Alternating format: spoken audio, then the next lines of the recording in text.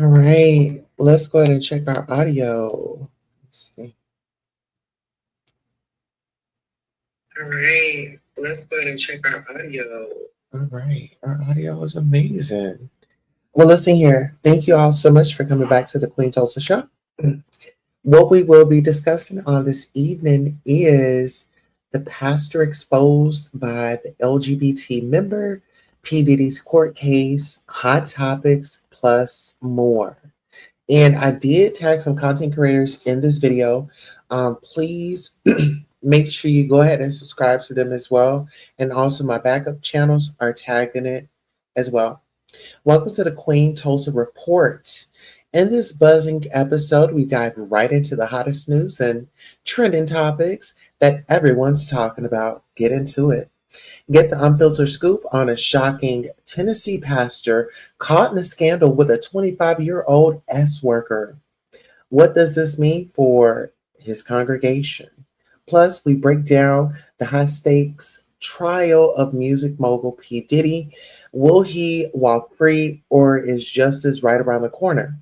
Join us as we give you the inside story, perspectives, and a dash of commentary you won't want to miss. Hit the subscribe button and stay informed. Listen here, I'm so excited. Listen, y'all, I was out today and I got me some bazooka. Do y'all remember the bazooka gum? The bazooka, honey. Y'all remember that gum back in the day? Bazooka. All right, so let's go ahead and we're going to pull up Instagram and we're going to see what trending topics are going on there. And then we're going to fall right on into our commentary. Now, this particular article right here, shout out to the Neighborhood Talk. So there were friends, right? And they were going to Beyonce's concert. And on the way to the concert, one of the friends went to Glory. So I want to know if your friend and you were going to Beyonce's concert, would you go to the concert still or would you not? So let's get into it. So it says, neighbors, if this is friendship, then please don't let it find me. A man talking about his experience attending Beyonce's Cowboy Carter tour has gone viral, but not for the usual reasons. The user who goes by Not Victor on the platform has been getting dragged despite the possibility that he may just be trolling. Oh, how would he troll like that? He says his friend was on a trip visiting him in Paris specifically for the concert, but things allegedly took a dark turn. As they were traveling to the show via train, Victor says his friend started to suffer from chest pains and already had a pre-existing heart problem. He says the friend passed away despite him calling paramedics. What has people in an uproar is that he went on to the concert after the alleged passing and continued to make videos like nothing happened. Though people were outraged, Victor says it's what his friend would have wanted. Okay. It says, neighbors, if this was a real scenario, would you go to your favorite artist concert after a traumatic experience with a friend? All right, so I'm going to let this play again, but I'm going to play it to where, okay, okay, so that's B. So she's at the concert. I'm assuming that he arrives, okay, because he's got the footage. She's rolling in on a horseshoe. Okay, I want to hear what he has to say. Okay, so this is them partying allegedly. You see them in the background. You see the girl. You see the guy. You see the guy that's bopping his head with the black shorts on. That's his friend, not the one with the dog. So the one with the dog is not there. Now they're at the concert, right? To that is my friend and I have always wanted to go see Beyonce together. I live in Paris, so he came to visit me, so we could both go together. It was a lifelong dream, and we were really, really excited. So we filmed the first part of the TikTok. So we wanted to do the transition.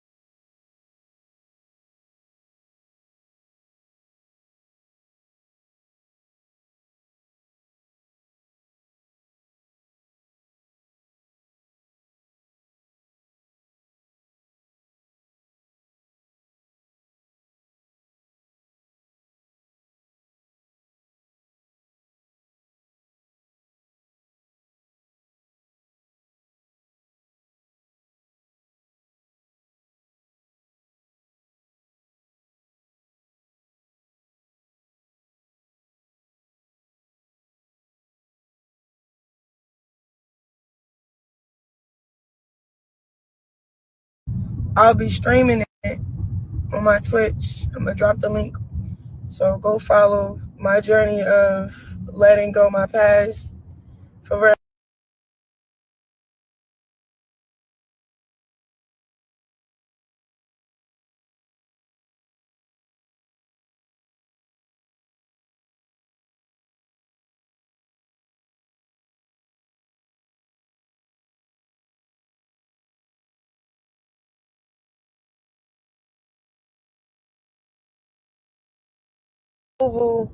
Tomorrow at 10 a.m. I'll be streaming it on my Twitch. I'm gonna drop the link. So go follow my journey of letting go my past for real.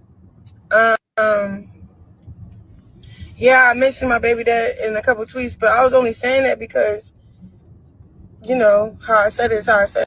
Okay, so just to give you guys a backstory, Krishan says she's getting her Blueface portrait tattoo laser off her face as a part of her journey to finally leave the past behind. Shout out to our friends at It's On Site. But no, we's not together and whatever. And plus he moving in him and his mother, they tomorrow at 10 a.m.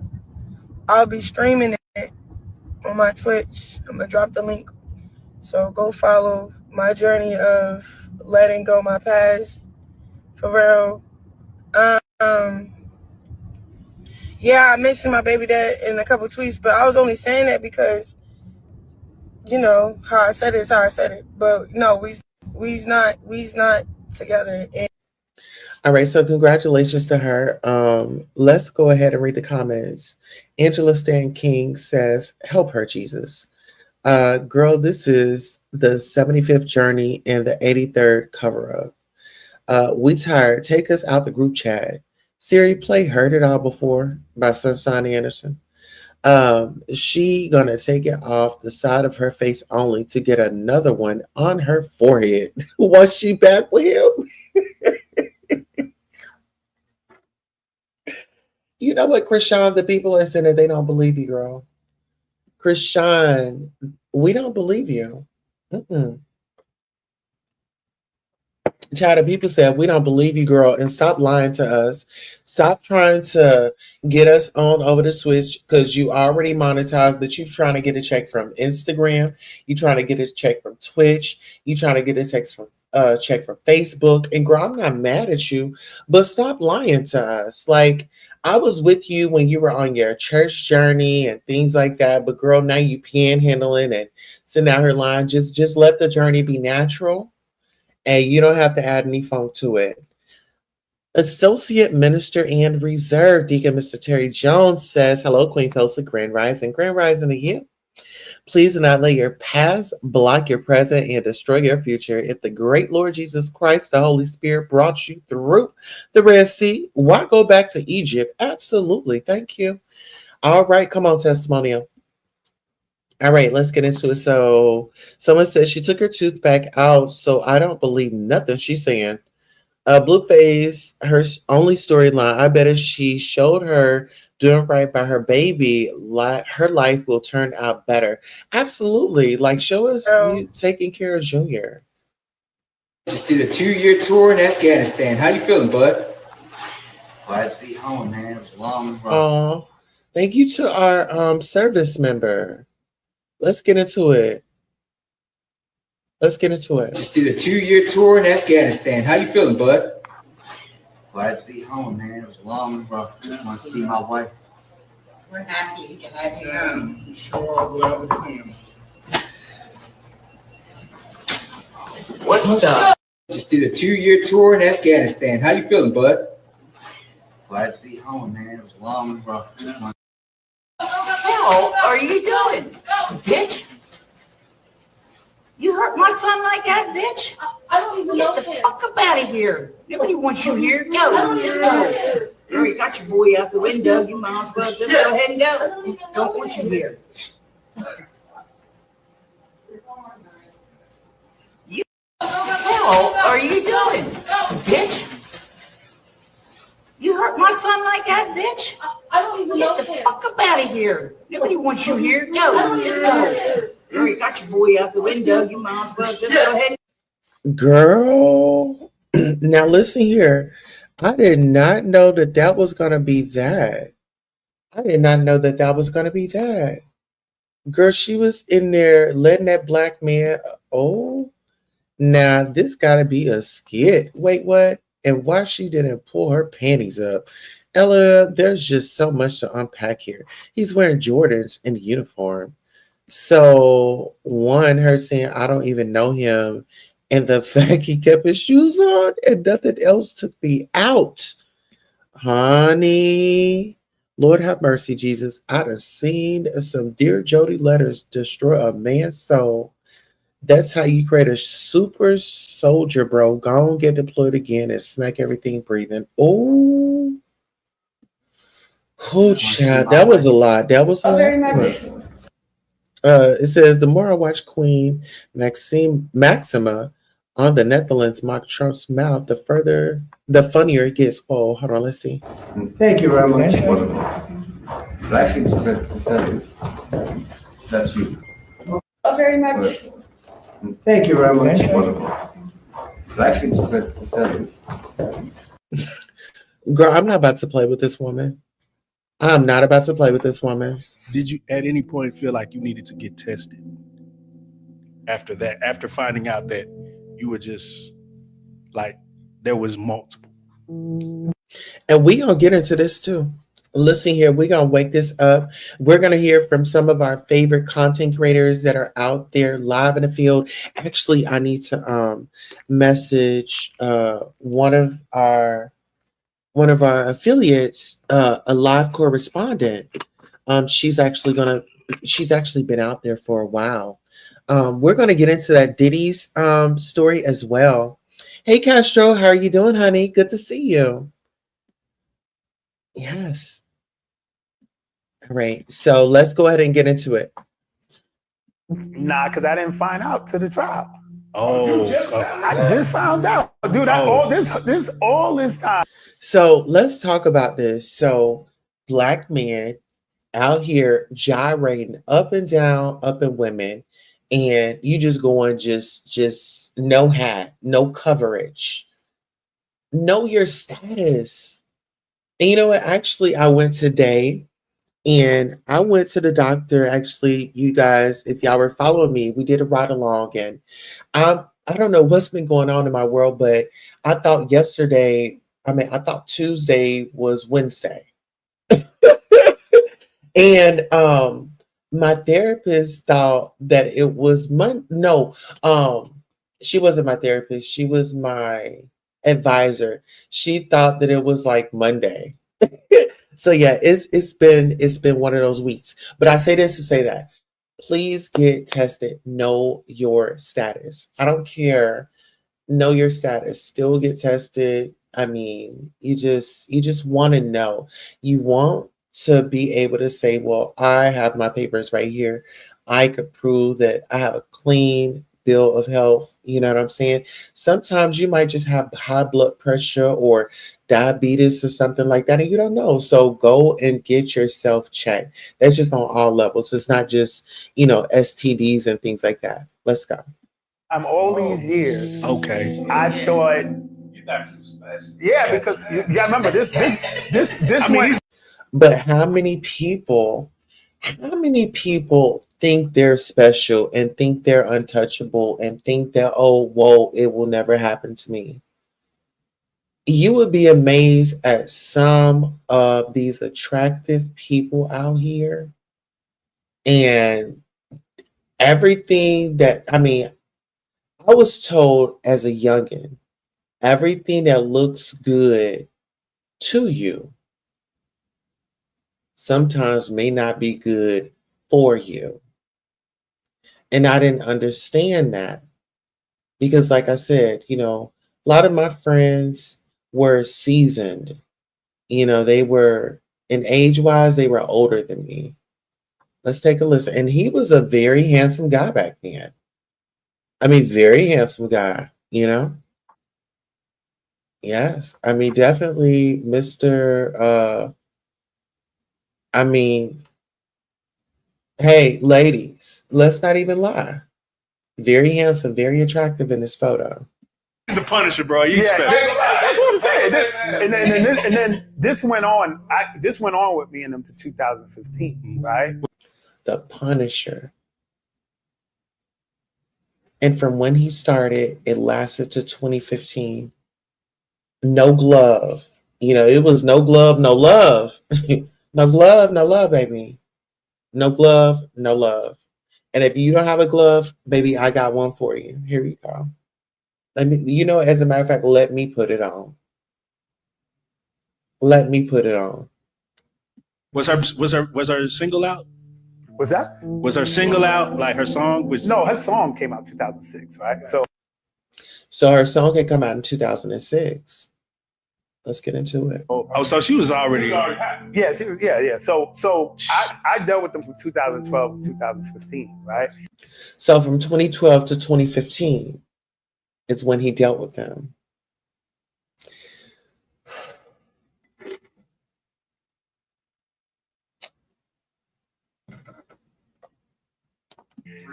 Yeah, and when did they break up? Like 16, 17, right? So, like, yeah. Yeah, so I'm really thinking like, I had that run, whatever. And I remember when they broke up publicly. This is when they broke up. It was like, I felt it like, Did he feel it in a way that, oh my God, I'm feeling so bad? Or did he feel it like, oh my God, my check just got cut? I fucking do this, but sometimes I just look at Peter Thomas. Mind, you know what I'm saying? I just came home and I saw Simon post, and that was riveting to say the least. It speaks volume. First time he's actually talking. Now, right after in real life, when we all saw Portia file for divorce, I talked to Simon immediately, and he told me that he was blindsided. So, a year later, he's still saying the same thing. And I believe him. I also believe he was targeted. I do. I don't care what nobody says. I believe that shit. Okay. And I believe that it's somewhat his fault. And like he said, he was in not the right state of mind, and he's guilty of committed. And he think that's something he wanted, and he thought it was real, and it wasn't. Okay. I'm sorry for him. I know what it's like. I was on that show. Simon didn't even make it to the show, to be honest with you. I was on that show for 8 seasons. And my divorce wasn't crazy.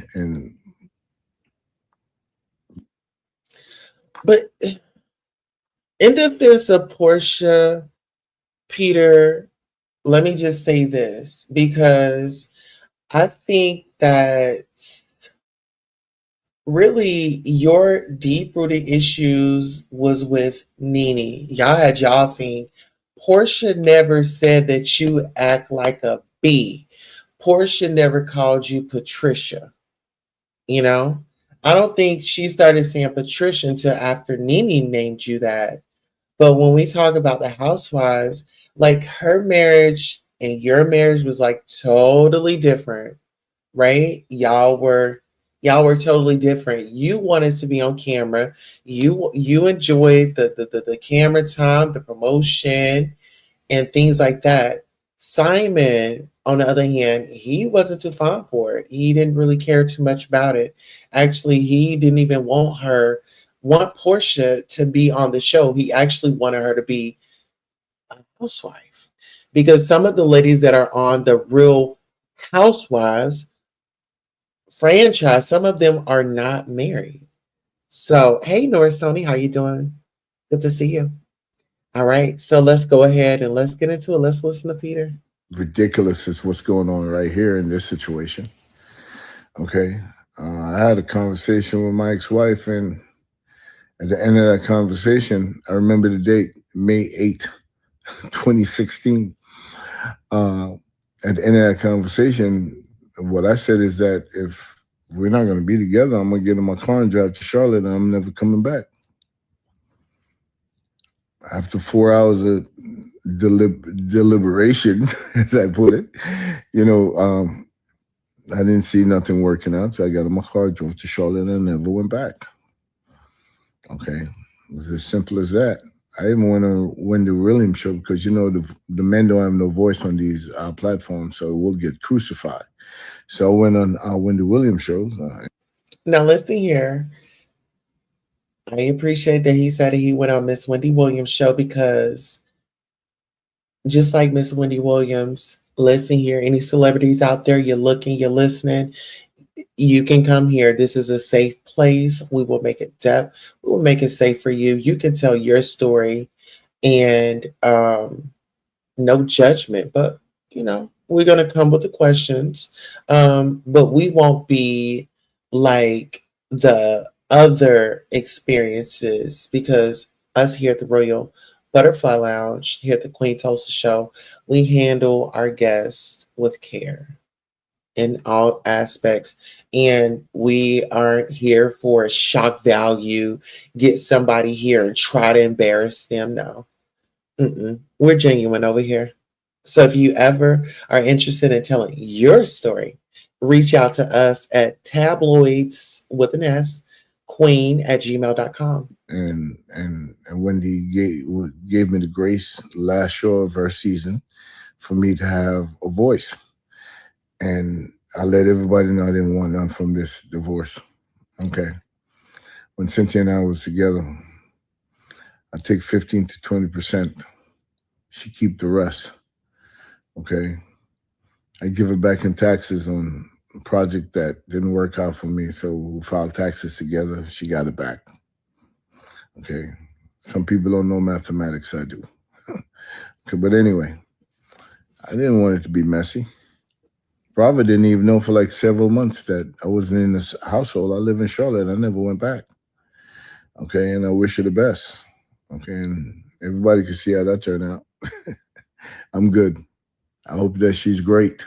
I hope that she's doing well. I don't wish her bad at all. But these things could get really fucking messy. I'm so glad that, I have kids and grandkids. I don't want them to see that. I don't want them to witness that.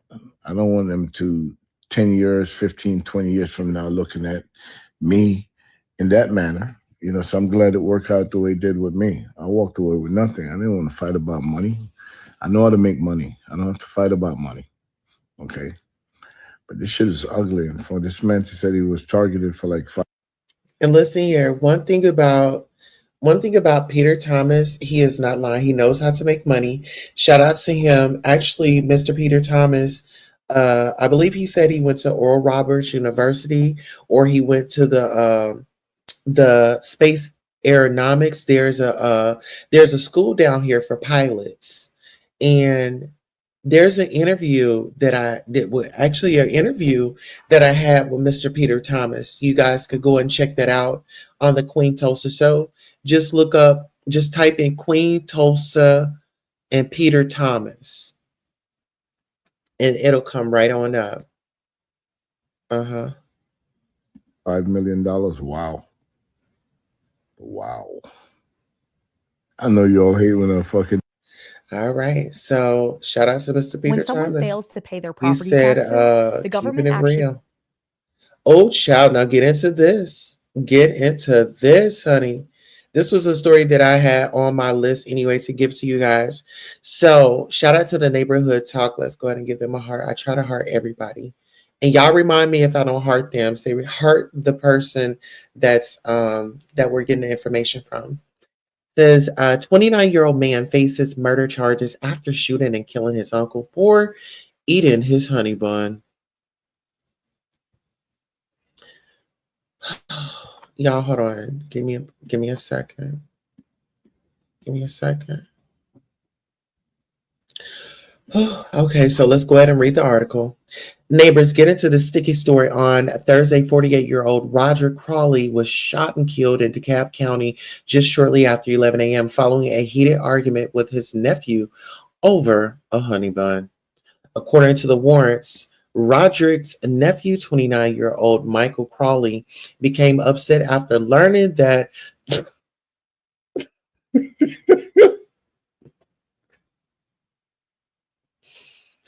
I'm sorry. Michael Crawley became upset after learning that the honey bun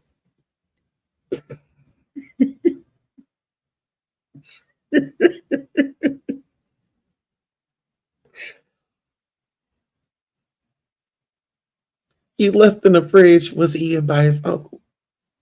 A witness reportedly told Michael to calm down and leave the house, which he did. However, he returned and allegedly pawed Roderick 4 times in the chest and arms. Michael later called authorities admitting to the shooting and said that he was hiding in the woods. A police dog eventually located the firearm that Michael used to carry out the shooting. Michael has been charged with malice murder. Nonetheless, court records show that he was released on bond and waived his initial court hearing. What? So this was real. The COVID numbered the part of the brain that shows empathy. No, the COVID numbed. Oh my goodness. He'll do it again, all while looking you in the eyes. I would expect this from someone my size, bro. This ain't it. This ain't AI. Somebody said, not over no honey bun man in Martin Lawrence's voice in life. Well, he shouldn't have eaten my goddamn honey bun. Oh, the reputation for unalive over honey buns may help him in his new location. Can be for real. Life over a honey bun is insane. He couldn't see straight. Bruh, over a honey bun, be for real. Released on bond. We're officially in the final season of Earth.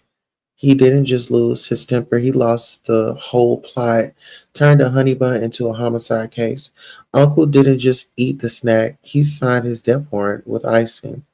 And dude came back like it was a mission in a video game. 4 shots, 1 snack, 0 cents. Called the cops like it was a customer service complaint. This isn't hunger, it's spiritual bankruptcy.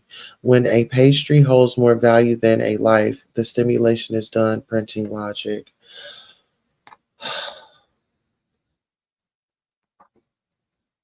Y'all, I am blown away by this story. Prayers to that family. And please don't let him attend that funeral. Okay. Tyra Banks surprises her mom with her new ice cream shop. 1, 2, 3, turn around! Oh. Okay, let us see it.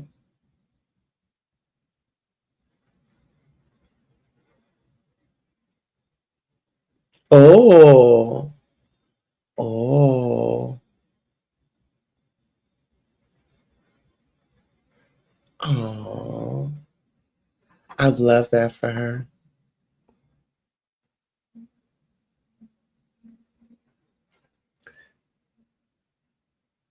Oh, that's Tyra's Australia's ice cream shop. Very beautiful.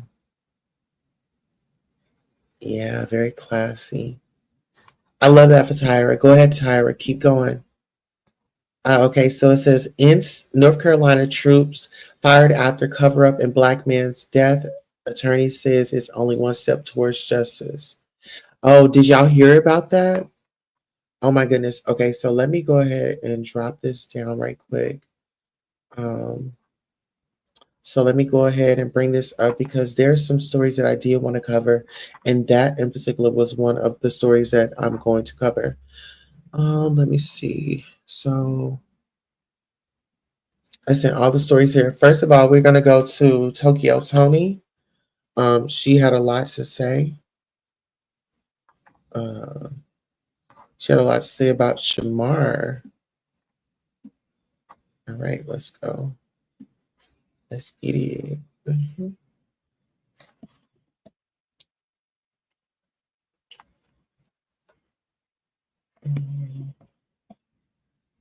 Okay. Have lost his mind.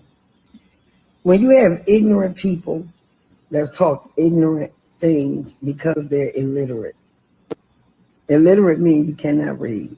You cannot very well comprehend very much that's in front of you. The man called an NDA a MBA. That was enough for me. And to think you're going to talk to another country and people in seriousness when all of this is going on, you must have lost your mind. He don't understand politics, war, or what any of this means. It's to the point that somebody can come to the building that he lives in, blow it up just because he was in there, and get everybody else sacrificed. It's sad. Shamar, please shut the fuck up. Not only is your back bent, your brain is too. Shamar, you look like a whole potato peel. You look like a whole crumpled bag of chips. Don't do that. You look like a whole potato peel.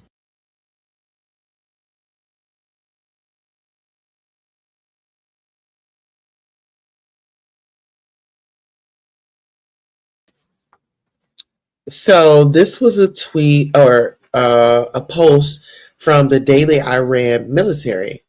It says the individual who goes by the name Shamar is who will cause the entirety of the USA to feel it. This was on 6/17/2025 at 4:59 p.m. and it's got 1.4 million views. Bitch, like I said, fuck Iran, ho. Like I said, they ain't gonna do shit. They never was gonna do shit. They never ain't gonna do shit. They threaten us, and y'all motherfucking ass tell me to shut up. Bitch, I ain't shut up for a motherfucking thing. I said what I motherfucking said, and I meant what I motherfucking said, bitch. No ST, bitch. Bitch, like I said, bitch. Oh, child. Well, shout out to Live Bites. Tokyo Tony blast Shamar for jumping in Iran war talk. She says he don't know nothing about politics. Okay, let's get into it. And we know that everyone knows Shamar's situation. He knows his situation. We laugh out of love, and he enjoys making us laugh. You don't even take yourself seriously, and we don't either. So really are no different than Shamar. She couldn't teach me ish either. Oh my God, this was hilarious. Shamar knows something about marketing. Every click, video, and a certain amount of views, he gets a check. He knows people watching no matter how much y'all don't like him. Laughed my ass off. She said his back and brain bent, Lord Jesus. Remember, Shamar said YouTube don't pay every month. YouTube pay once a month. The F? You know what? I'm not about to play with y'all. All right, so let's go ahead and get into our next piece of commentary. And those of you that are just now coming in, welcome. Welcome to the show. Yes. Okay, so let's go ahead and bring up our next story. Jasmine Crockett made some very good, valid points as she was speaking earlier. And let me go ahead. Actually, I didn't even share this live out. Let me share this live out. All right, let's go ahead and play, and I'm going to share out the reality is that what they are claiming what they want to do versus what they're actually doing, the actions don't match up. And while we are supposed to be talking about visas, somehow we continue to cherry pick and talk about one criminal act and another criminal act. And it is so very interesting to me that, yes, we will say people are xenophobic, because when you start to decide that just because somebody came from another country, they are automatically some kind of criminal, that does sound kind of xenophobic to me, because you are using a paintbrush to paint an entire group of people where the vast majority of them are coming here because they are actually seeking a better life. But let me get to what this hearing is supposed to be about.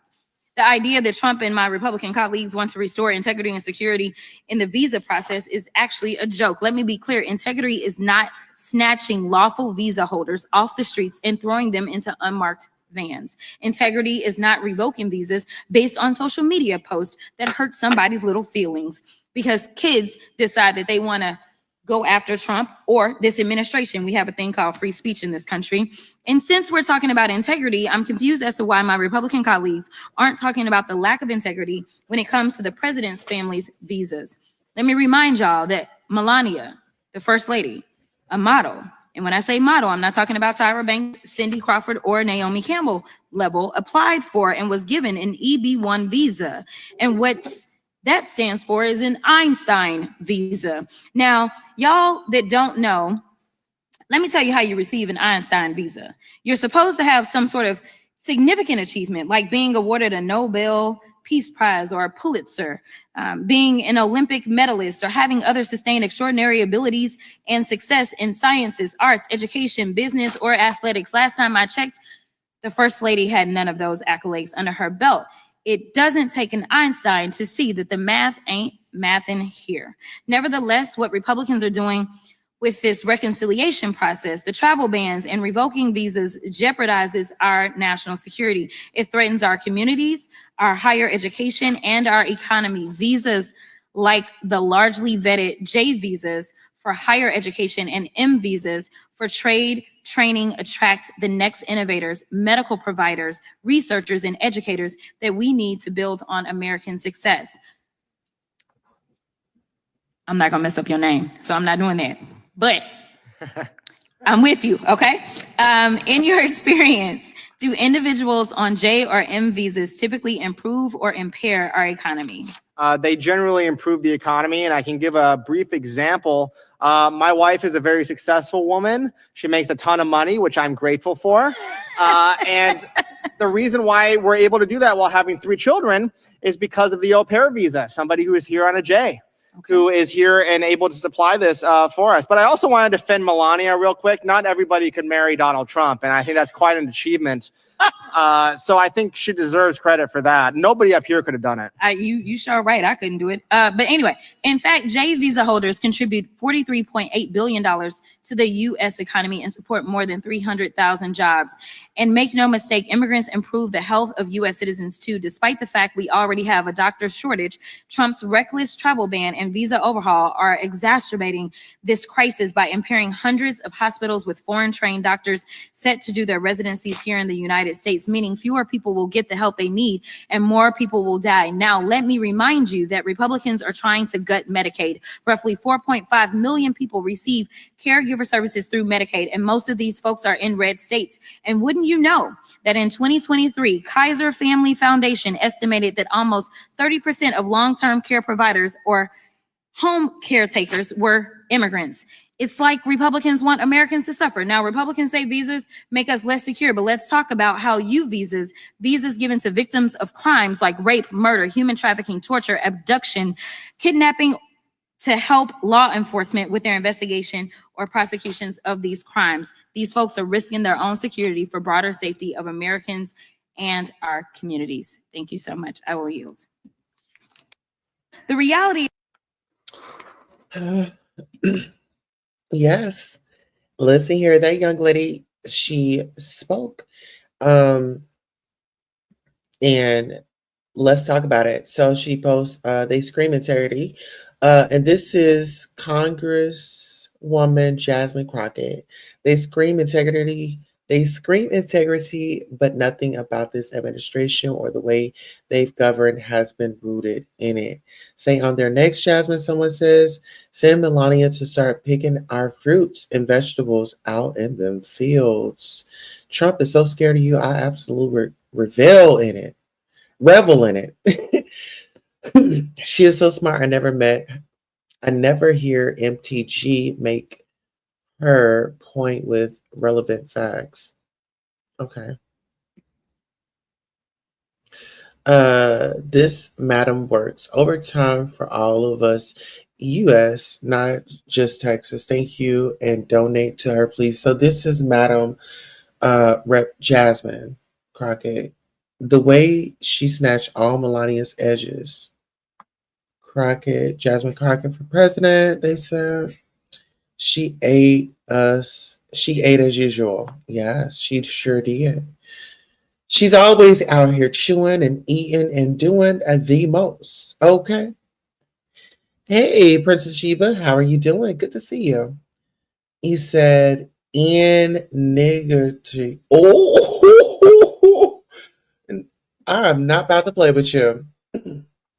Baby, they said once you in, you in. But he said we got to give Melania some credit. He said no one up here would have married that man. Okay, no one up there would have married that man. Let's go ahead and pull up our next story. All right, so our next story is going to be. Oh, excuse me. Okay, so I had a few stories that I wanted to break, but this one in particular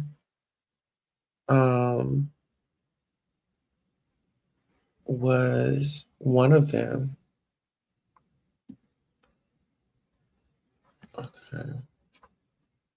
So this particular story right here, I don't know if you all know, but it's what's her name? Her name is Desiree Perez, and she works with Rock Nation.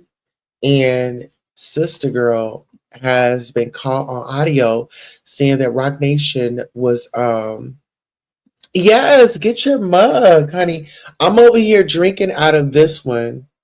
I'm over here drinking out of the 2025, but I do have a few of them. Mhm. And read the message. They all have like a message behind them. So each and everything that I create, you'll see what I was feeling, what inspired, and what the message is. Yes, thank you so much. I appreciate that. All right, so let's go ahead and take a listen. One time during the COVID stuff when everything was shut down, my overhead $250 million a year. The CEO of Live Nation, my partner, the multi-billionaire company, Live Nation and Ticketmaster. We needed $40 million just to stay alive. I called them, Michael Rapino. I said, Rapino, we're going to do this here, Desiree. I might not be here 6 months from now. Sink or swim. I hope you're here when things get better. I can't help. Basically, my pension is fucking done if I had to write you a check. Mm-hmm. I said, I got this. And I play with cash flow. I'm a survivor, right?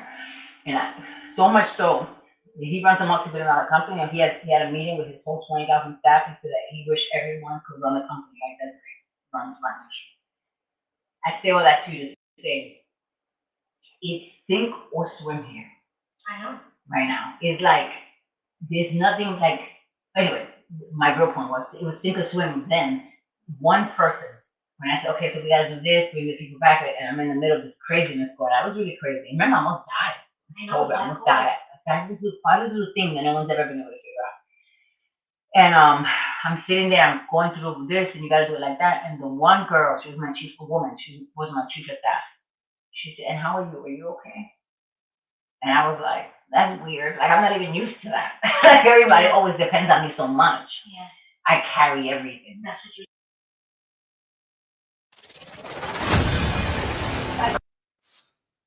Listen here. It's a lot going on. Shout out to Prince of Sheba. Thank you so much. You said that you're going to order your mug, and you say you're actually going to go live to show it when you get it. You know what? Listen here. I appreciate all the love, all the support. And listen here, there is a link. There's a shopping bag up there. If you're watching from your phone, you can click on it, or you can always go to my channel, go to store, and you'll find all the items, all the merch. We're actually going to be working on some more merch coming up here soon. We're going to be doing true crime, celebrity news, primetime mixer. So I have a lot to offer to you guys. So I just thank you all for supporting the queen, supporting the show. This is your show. So what you put into it is, I'll give you something out of it. Okay, we're gonna keep you coming back. Omwamatachi K says a video has surfaced of Rock Nation CEO Desiree Perez keeping it a little too real behind the scenes, revealing that things aren't looking good for the label. From the looks of it, everything ain't as solid as it seems. Winos, y'all think Rock Nation is in trouble or just going through a rough patch? Nikki, do not be lying. What if they was having sex? What my pen don't catch the universe wheel. You know who said it? Tori's dad was right. That's why Beyonce's slaving. Oh, wow. So she was confiding into someone and someone was recording her. I've been PB doing those tours back to back, even got the babies working. Ooh, we thank you, Tasha, for being real with us when so many others out here be too scared to post anything. What do y'all think about that? Y'all think the Carters are having financial woes over at Rock Nation or not?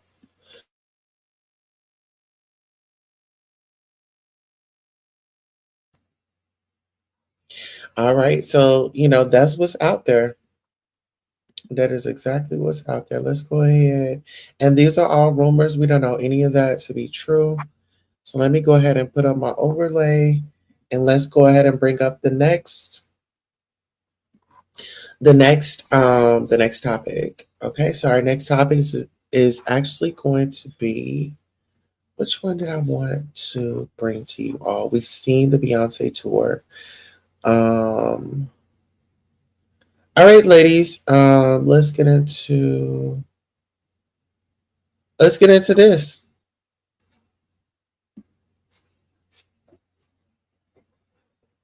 So, goofy ass bitch inbox, she's not going for no. All right, y'all, get into it. This is gonna be trigger warning, trigger warning, trigger warning. Okay, so this dude just got out of prison, right? So the boyfriend comes home from prison and checks his girlfriend text messages. Get into it. Oh, motherfucker. She not gonna go. I'm Big Brazy. I'm home now. Y'all through. Being this goofy ass bitch inbox, she's not going for no motherfucker. She not gonna go. You see the bitch beat up. You want her like that? Cause that's how she going. You going on the internet. Tell them stop texting you. She ain't gonna go, bro.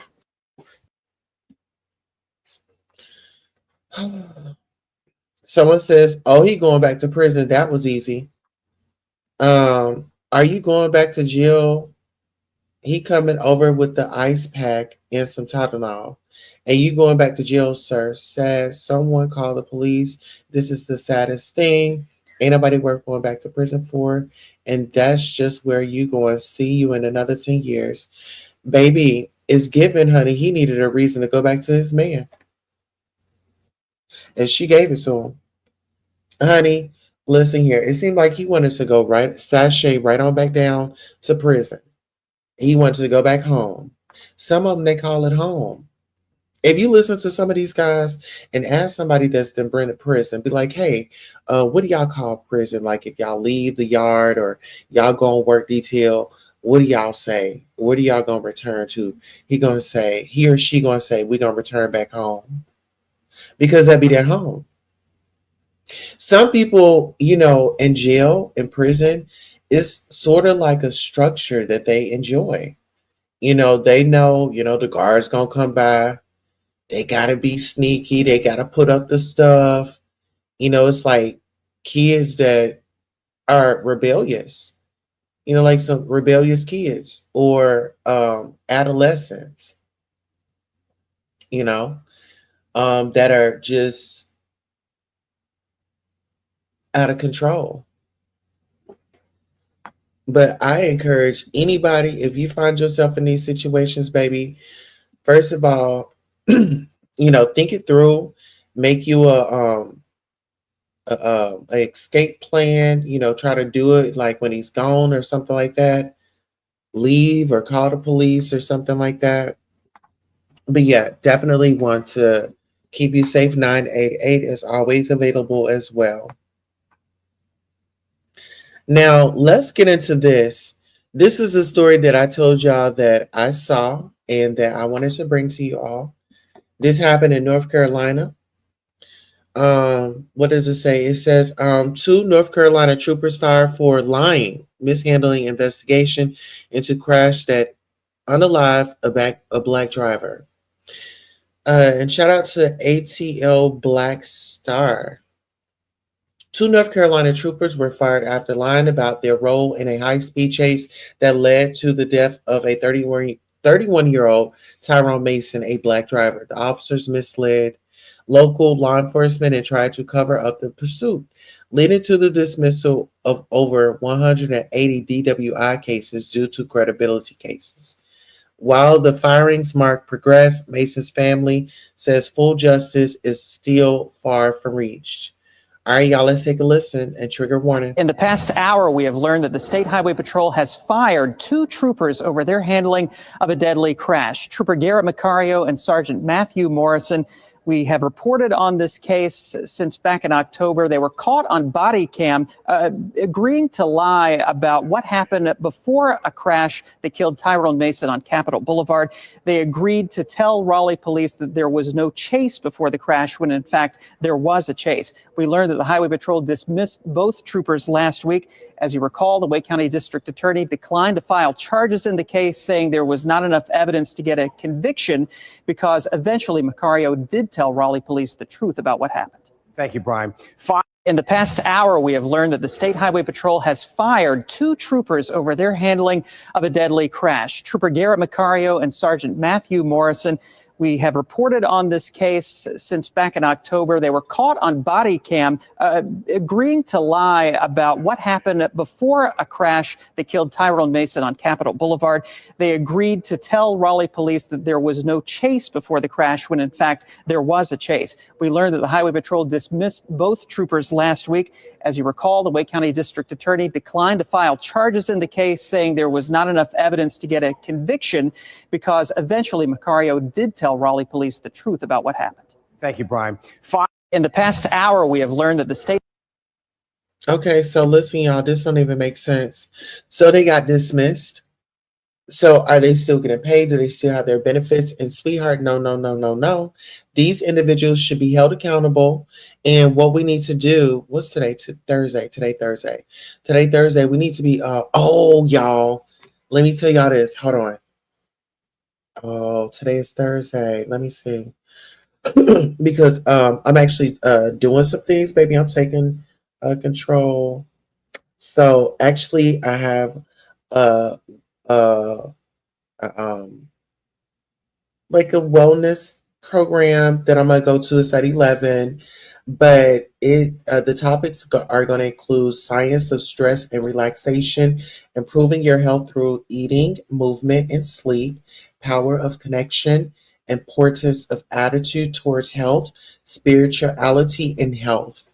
So yeah, we gotta definitely cover this. Someone says not in jail, fired to be hired by another department. Absolutely. Y'all remember Terrence Crutcher, rest his soul? When he was taken up out of here in Tulsa by that lady, what was her name? Whatever her name was, he was taken up out of here by her, and child, she got to go to another location. So yeah, we need to do our due diligence. I will be calling North Carolina and find out what that trooper hotline is. I need to be figuring out how I can file a complaint, and we'll do it live. How about that? So everybody can be educated on how we stand up for the community and stand up for those that are around the world. Okay. Now let me go ahead and bring up my next topic. Oh, excuse me. All right, so Brandy and Monica, they are gearing up to go on tour. Shout out to the Jasmine brand. All right, y'all, let's take a listen. Hi. Do you have different types? Totally. Yes. So I couldn't help but wonder, to quote Carrie Bradshaw, what are your types? Oh. Well, I don't have a type anymore. Anymore. She got rid of that type. Retired. We're willing in. She's trying to retire from. She thinks she's just going to be by herself. Oh, I've retired. That's possible. People are very It happy is that way. not. She is too young for that. I'm about this tour. I'm about this residency. This is what these phone calls are all about. Yes, you can't do that. About this business. She'll say, "Let's talk about your relationship. Yes. This is exciting." Hi. Do you have All right. It says West Tea. Shout out to the Jasmine brand. Brandy seemingly confirms that she is gearing up for a residency after her tour. The Jasmine brand, Brandy might have revealed her next move. While chatting with CBS Mornings with Monica, the ladies touch on their relationship types. However, Brandy says she was retired from dating. Instead, the singer says she was solely focused on the tour and this residency. Brandy didn't elaborate on the residency in question, though it's clear her mind is on her career goals.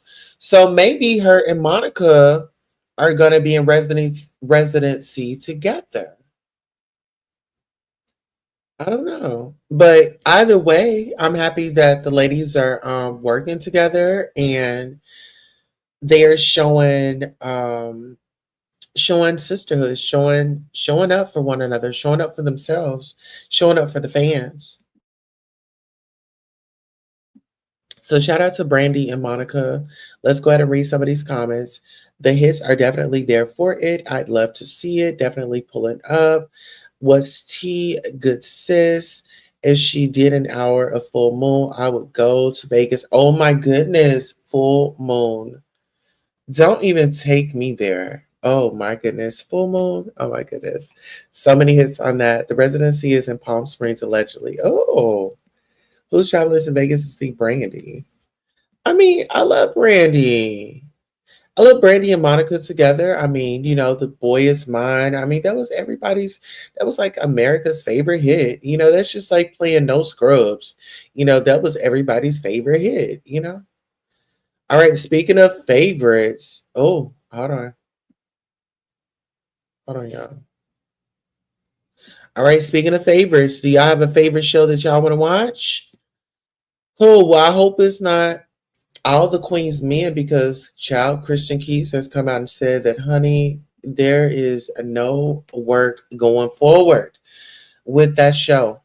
So yikes, Christian Keys says he won't be doing a spinoff with BET for All the Queen's Men.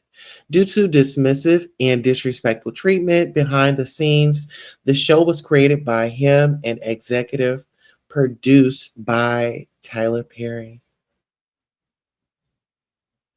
Shout out to the Neighborhood Talk. Let's take a listen and we'll sound off. It is disappointing to continuously find out that your show is coming back on the internet instead of finding out from the network. And I've mentioned that in previous seasons and it's still happening. Or to see the trailer online and have to go search for the trailer so I can try to download the trailer for the hit show that I created for this studio and this network instead of getting it sent when everybody else is getting theirs. It does feel dismissive and disrespectful when it continues to happen and you've addressed it and it still happens. So at this point, I do not believe that the prequel series that I've written and the spinoff show, any prequel or sequels, I do not believe I'll be doing them with BET. I'm speaking with some amazing people that are interested, other streamers. So the All the Queen's Men universe will continue to thrive. I'm just not sure where it's going to be. It's not up to the studio. It's not up to the network.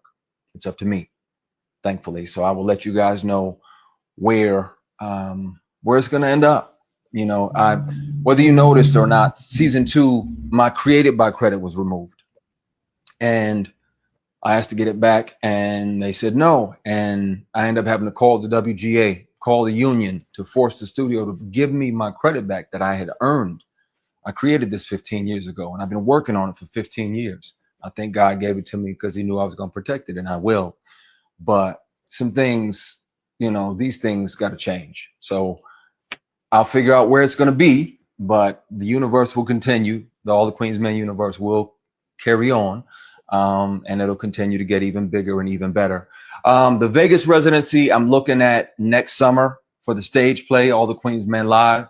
I'm hoping to drop it in Vegas at an amazing casino. I'm speaking with a couple casinos right now, hoping to drop it in there next summer and then go on tour, hopefully to a city near you or to your city. So, and the play is written, it's incredible. So I'm really excited about that. So there's a lot of good news, a lot of great things going on within the All the Queen's Men world. In the prequel and sequel space, unfortunately, there are going to be a few personnel changes. Sometimes it happens, unfortunately, where some people get entitled or arrogant and unprofessional and, start coming to work high and inebriated on a regular basis or start saying whatever they want to when the camera's rolling and disrespectful ad libs and things. And those things will be addressed. So there may be some personnel changes, but the show will go on. And I'm excited about it. I'm excited about the future. I'm excited about July 24th. And I love and appreciate y'all. Thank you for the love and support for our favorite show. All right. So listen here. Christian Keys says, sweetheart, I've got a coin. And he says, I'm not doing business. I know that this show is what everyone wants. They've tuned into it. The connections that I've made are going to really benefit me for for these projects, right? When you talk about stage plays, Candy Burris has gotten into stage plays, and her Denzel Washington, her husband and everybody. Like, it was a great turnout. So when you talk about creativity, and sometimes you learn how strong you are when you are backed up into a corner and you just got to figure it out. You've got to figure out that's where, and that's that's for me too. Like, put me in a challenge to where you want to close a door on me. Okay, well, let me get in my lab and let me start creating some magic. Let me get in my creative bag. And that's just, sometimes that's just the road that you just have to take. And it gets a little lonely sometimes, but that's okay because it gets greater later. And I say, with starting over, starting from scratch, you have a greater appreciation for your platform, for what you put into it. As you all can see, we've grown. We had to grow through. I don't say I'm going through. I'm growing. I'm growing through, I'm growing through something. I'm just growing through it. So you guys make sure y'all put that in your vocabulary. I'm growing through. Well, if you got some affirmations, go ahead and stick them up on the wall, on the mirror, on your little sticky pad. Now, y'all already know we love the comments, and shout out to the comments, because Christian Keys had come out the comments and said, I am also executive producer on my show as well, for clarity. And see, before I even read the comments and things like that, I already knew what it was given. Christian Keys is paid. Christian Keys is paid, honey. And he's, in other words, play with it if you want to. Play with it if you want to. And not to mention, Christian Keys is mentioned in Derek Dixon's lawsuit. Derek Dixon is the individual that is suing Tyler Perry. So when you really think about it and you really think about the big fish, Tyler Perry is connected to BET. Is anybody over there allegedly trying to sabotage what Christian has going on? Christian said that it was people showing up inebriated, showing up high. So is this to sabotage a show or something like that? Because you are responsible for the people that are working on your set. You know what I'm saying? All right, so let's get into it. You guys sound off in the comments. Oh, we didn't even read the comments. Hold on one second. Milan says, Christian Keys has always been dope as F, even back in the day. I hate timing, though, for TP, though. TP got a lot going on right now. See, Milan Christopher should have just sat this one out. Milan, we didn't need you. We did not need, baby. We did not need you stepping up in here. We know your type. Sir Brock? Where is Sir Brock at? Y'all remember when this man had come out here and outed his dude? Oh, well, this is my man, and this, that, and the third. And I'm like, boy, move on up out of here. Go on Zeus or something. Go throw them blows, whatever you're doing. Claudia Jordan says Netflix or Hulu. Look at Queen Sheba up in the chat. She says, you had your one chance to shine and you folded like a chair, sir. Come on now. Now, Queen Sheba, darling, she's a friend to the show. Yes, she is. Absolutely. Oh, and I put up a GIF. Child. Let me find out. I was on this one. Is he gonna vanish again when he gets what he wants again? Come on, clock that. That's the question. Right. What is it that he needs right now? So he's coming back. 10 Mag says gag is this happens a lot more than y'all realize. Oh, Ray J says, F them. My people got the bag for you. Baby, I'm not. You know what? Mm-mm. No, ma'am. I would say no to Ray J. No, ma'am. No, Miss Ray J. I'm good. Look, Ray J said, I'm going to hit you now. Just wanted the comments to see it. F them and the comments. Oh, my goodness. So Ray J is out here throwing this man up under the bus saying, what's up? I'm rolling with ya. What's goody? Hey, I'm enough. What's going on? Grand Rising. Good to see you. How are you? Yes, we're up here getting you all ready. Get on up out that bed, honey. We got you covered. We got you covered for another 3.5 hours. No, 3:30. Yeah. All right, let's get into it. All right, so our next story is going to be, are y'all ready for this? Are y'all ready? Because baby, who likes chicken? Raise your hand if you like chicken. Raise your hand if you like chicken, because we got a story for you. Hey, Grand Rising Black Pearl, our member. Good to see you. Yes. Good to see you. So if y'all like chicken, raise your hand. Let's get into it. The age of lab-grown meat has arrived in this country. The Agriculture Department just approved 2 California companies to sell chicken grown in steel tanks using cells that come from an animal egg or a special bank of stored cells. The cell-cultivated chicken will first be available at a restaurant in San Francisco and another one in Washington, D.C. This is what you've called a slaughterless house. Oh, yes, yeah. The equipment looks like a commercial brewery, but it's not beer they're making. So that's where it all starts, just a few cells. It's meat. So you're making meat in here. Yes. But I don't see any animals and I don't see any animal parts. Well, that's the trick, right? Stainless steel bioreactors or cultivators produce real meat from animal stem cells. You're making chicken in there. Yeah, so if you look at this, this is approximately a 200 plus liter tank. And we take cells from a chicken or an egg. Dr. Uma Valetti is a cardiologist who founded Upside Foods, taking on a food chain as old as time. It takes 2 weeks to grow the equivalent of 1 chicken, 1,000 chickens, or 100,000 chickens. That prospect has attracted top-tier investors like Bill Gates, Richard Branson, and Whole Foods founder John Mackey. President Biden signed an executive order this year requiring federal agencies to support cultivating alternative food sources. Federal regulators are now deciding how lab-grown meat must be labeled, the final step before public sale.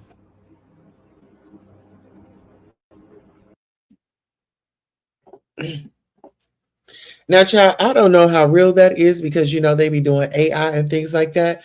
But I would just say, read your meat before you buy it. He said, I'm well and you know what? I am blessed and highly favored. Okay. Yes.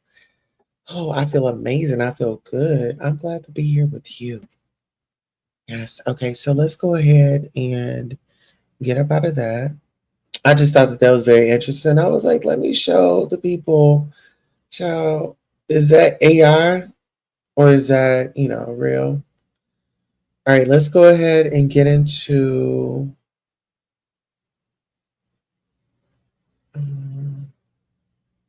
okay, so get into this, y'all. So, oh my goodness. Y'all ready for this? Trigger warning. So this next story is, shout out to Black home educators. They reported that they got people in wheelchairs and zip ties. People in wheelchairs arrested for protesting Republicans' Medicaid cuts. Y'all get into this? Get in close.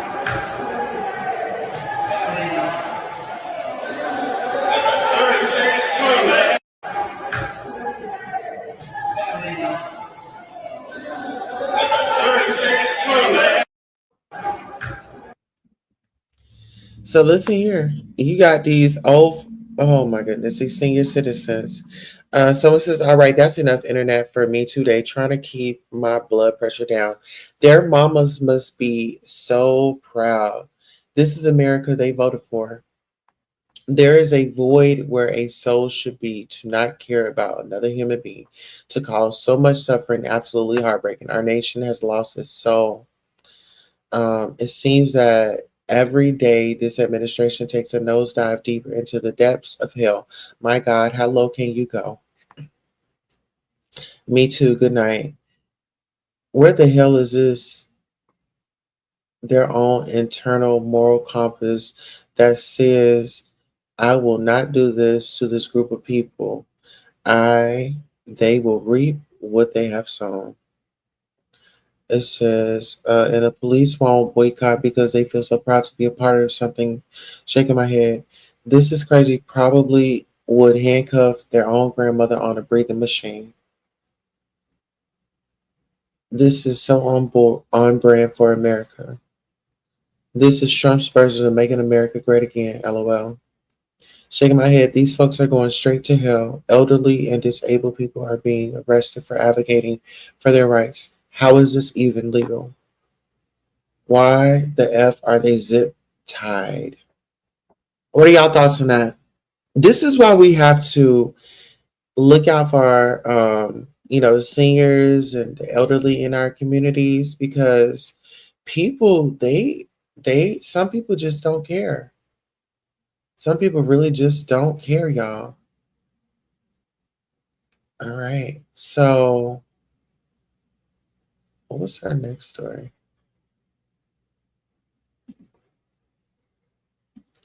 All right, we got French Montana. French Montana, he walks up out of this interview, y'all. I'm not going to say too much. I'm just going to play it. Speaking of beefs, what's the status of things with Ross and Drake? Hold us. I'll be right back. I think I double parked my car outside. Where is he going? Speaking of beef.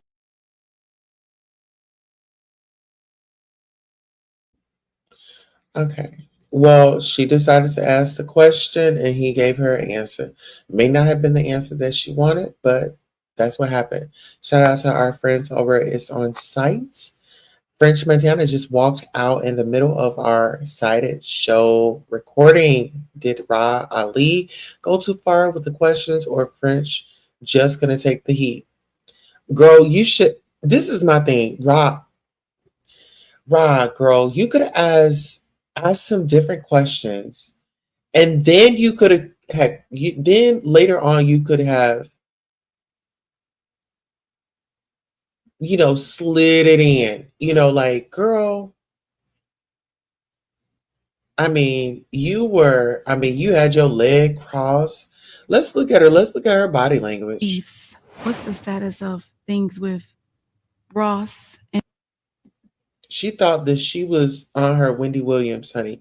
She was over there trying to give Oprah. Okay.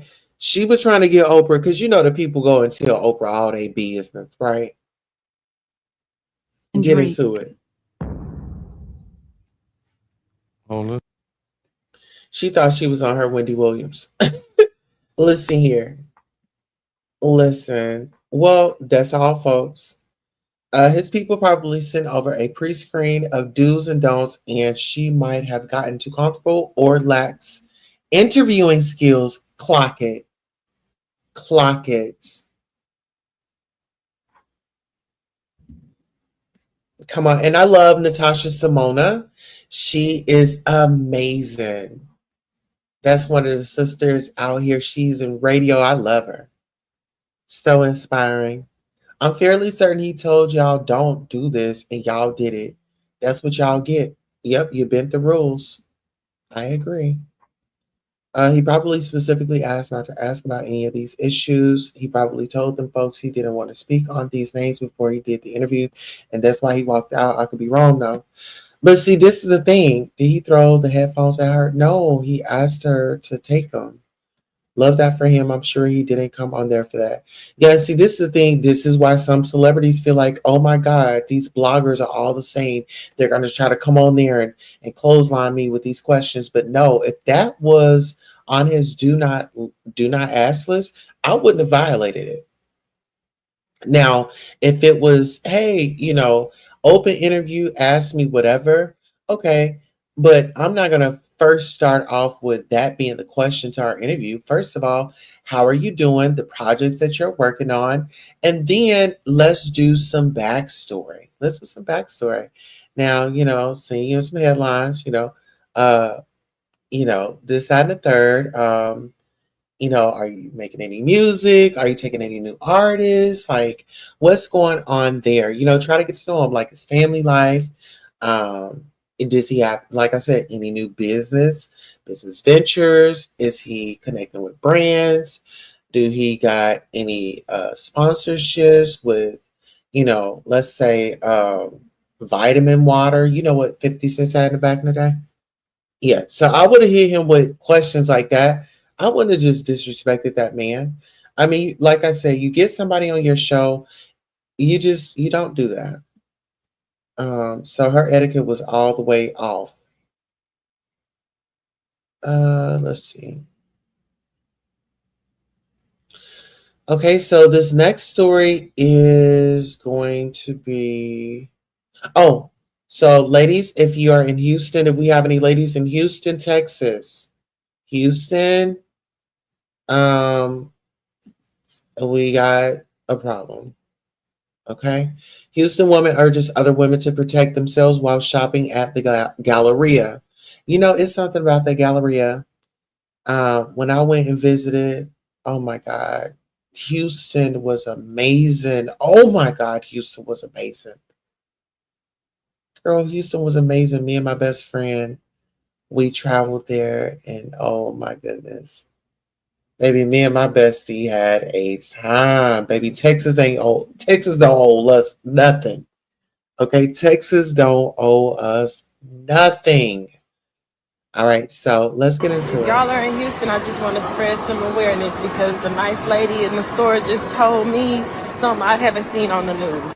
If you come into the Galleria, have you some protection, something, either the mouse, the tools, some pepper spray, a nice little blade on you, something. This lady just told me, be safe going out in these parking lots and all of them because somebody just got raped, how y'all say it, in the red parking lot. Somebody got in the brown parking lot. The whole family was taken out of here.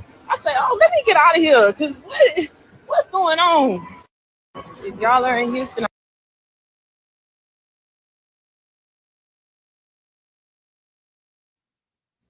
all right, so someone else agrees. She said she must be new to the city. We always strapped and always valet. She not from here. We don't go to the Galleria no more, baby. Oh, I remember I went shopping in Dallas Galleria Mall and I bought an iMac from Apple and a lot of clothes. I just kept seeing the same black boys lingering around every store I walked in. They had the wrong one though, because I'm always paranoid. I smoke, so I'm always watching my surroundings and being suspicious of everyone. Every time I looked up, I locked eyes with one of them. The last store I walked in, they even noticed it. So they had store employees walk me to my car. I was all shook up like Elvis, baby. It's not safe anymore. It's not. And I'm telling you, it's not. Be safe in Houston. I'm General. My HG had her tire slashed while she was paying for gas, and they tried to follow her home, but she ain't stopped for ish. Oh, wow. It's dangerous like that out there. Order what you need. You won't see me in the store buying nothing. I'm still trying to figure out how to get this. Get. Oh, I'm still trying to figure out how to get gas delivered. I'm not about to play with y'all. I think it's been 30 years since I've been to the Houston Galleria back when FAO Schwartz was across the street. We need prayer warriors out there. It's been too much going on. I tried to go last week and couldn't find parking and just felt a bad vibe and left. I rebuke whatever evil spirit is there in the name of Jesus. Overall, I freaking love the Galleria, but be safe. The kids, the lady that got unalive for her purse, the pew pew, the shooting in the garage, the scammers outside. Y'all stop messing up this beautiful, vibrant city and find Jesus. Houston is too lit for this BS, okay? Okay, because I went there. I enjoyed myself when I went to Houston. Like, baby, I love me. Baby, if I had a chance to go back, you know what, I would, but baby, now that, child, it's a lot going on. I don't know, y'all. All right, so let's get up into it. Let's go ahead. Let's see if I had any more stories that I wanted to share with you all. And then we're going to listen to some content about these. Oh, child, look. Okay, so I saw this, and y'all might get a kick out of this. But we're going to listen to some audio from some coverage from the content creators that I do support. Like I said, I linked them in the chat. My good girlfriend, Girl Is That Legal, Queen Sheba Darling. She's here on YouTube as well. And who else did I tag? I believe I tagged somebody else. But let's take a look at this, y'all. So this article right here, World Star. So Scary Moment shows his girlfriend confronting him after find out he's been cheating on her. Get into it.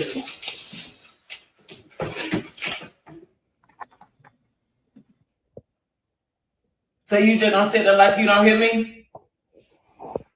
Girl, just go home, bro. So you gonna leave me sitting out here? Go home, bro. You gonna leave me sitting out here? Go home. I don't have no way home. Well, I don't know why you get locked out there. So you gonna leave me sitting out here? Shit. You got time for all that. So you gonna leave me sitting out here? You got time for it. So you gonna leave me sitting out here? Got time for it.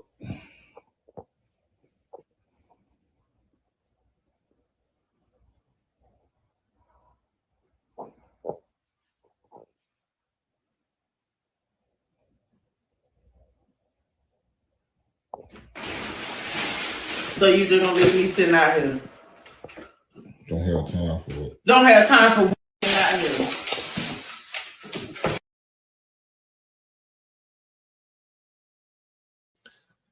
Honey, Miss Thing broke the window. Miss Thing, I mean, she beat out a place where she could look through.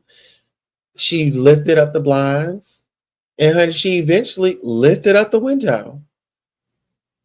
Girl. I remember these days. Me what? I don't got time for you.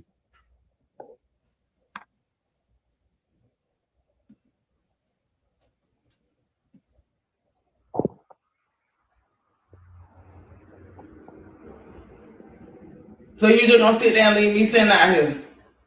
So what? Yeah, I mean, like, okay. What else? How do you want me to say it?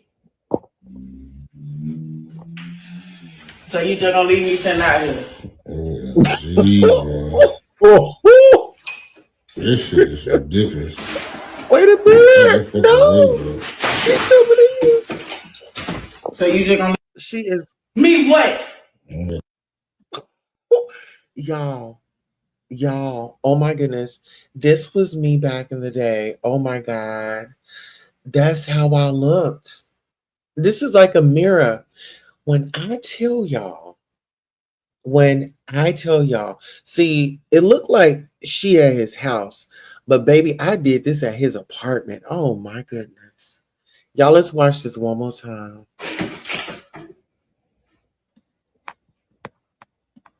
So you just gonna sit there like you don't hear me? Girl, just go home, bro. So you gonna leave me sitting out here? Go home, bro. You gonna leave me sitting out here? Go home. I don't have no way home. Well, I don't know why you get locked out there. So you gonna leave me sitting out here? Shit. You got time for all that. So you gonna leave me sitting out here? You got time for it. So you gonna leave me sitting out here? Got time for it.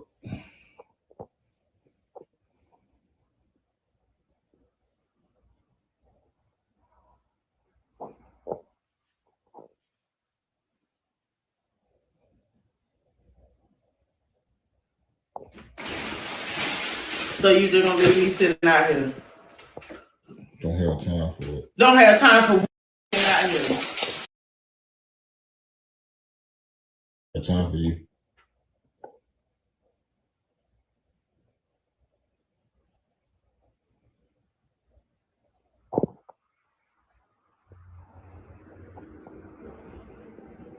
So you just gonna sit there and leave me sitting out here? It's over with. Yeah, I mean, like, okay. What else? How do you issue what I'm saying? So you just gonna leave me sitting out here? OMG, bro. This shit is ridiculous. Ain't no fucking way, bro. So you just gonna me what? You know what? Someone says I thought that was a boyfriend in the window. I just hope God heals her heart because I know that pain. Girl, I know that pain too. Baby. And this is this is when you don't know your worth. Like you know your worth, but then you don't and you accept the bare minimum. It's kind of like you're settling and it's like you love the guy more than you love yourself. Because that's how I felt with me in that situation. It was like I loved him more than he loves me. Like he wasn't coming over to my house, banging on my window, breaking my windows out, trying to follow my every move. Yeah, I was lost. I was lost, baby. I know that pain. The window was unlocked the whole time.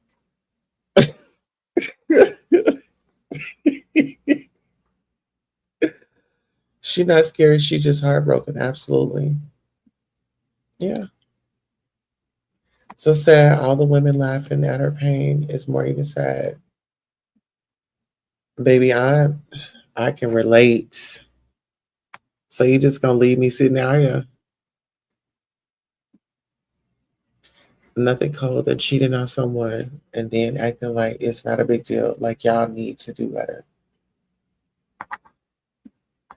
Okay, so what does the article say? These long silent stares spoke volumes. So the article says scary moment shows his girlfriend confronting him after finding out he's been cheating on her.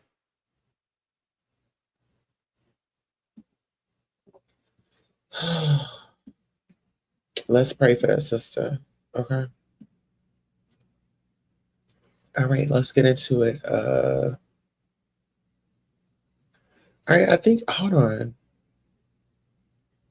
Oh, y'all, get into this. So an Amtrak train got stuck. It got stuck.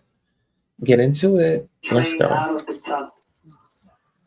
Once we get out the tunnel, back onto the platform, there will be other means. If they cannot continue, they're still trying to get the motor going, but if they cannot get it going, they're going to do a train transfer. So we just want to get the train out the tunnel first. Once we get out the tunnel, there will be other means of transportation forward to get everyone to their destination. So once again, we do seriously apologize for this, and we do appreciate your patience with us. Train out of the All right, so the article reads, shout out to Culture News Daily. It says Amtrak train stuck in tunnel with no AC. An Amtrak train traveling from DC to Boston has been stuck in a Baltimore tunnel with no power since about 3:40 p.m. according to passengers. Y'all check on your people. If y'all have any family that's traveling in that area, make sure they're okay. Someone says my anxiety and claustrophobia would be through the roof. Girl, I don't blame you. Mine would be too. As a super claustrophobic, they would have to sedate me. I'm literally panicking just watching. Someone could have died. This is not okay.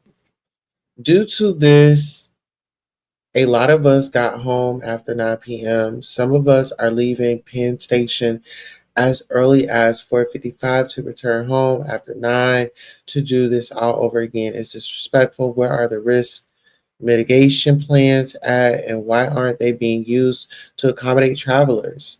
Everything is operating like this administration, chaotic and reactive, not proactive. Oh, I'm sorry for that, sister. Stranger danger, honey.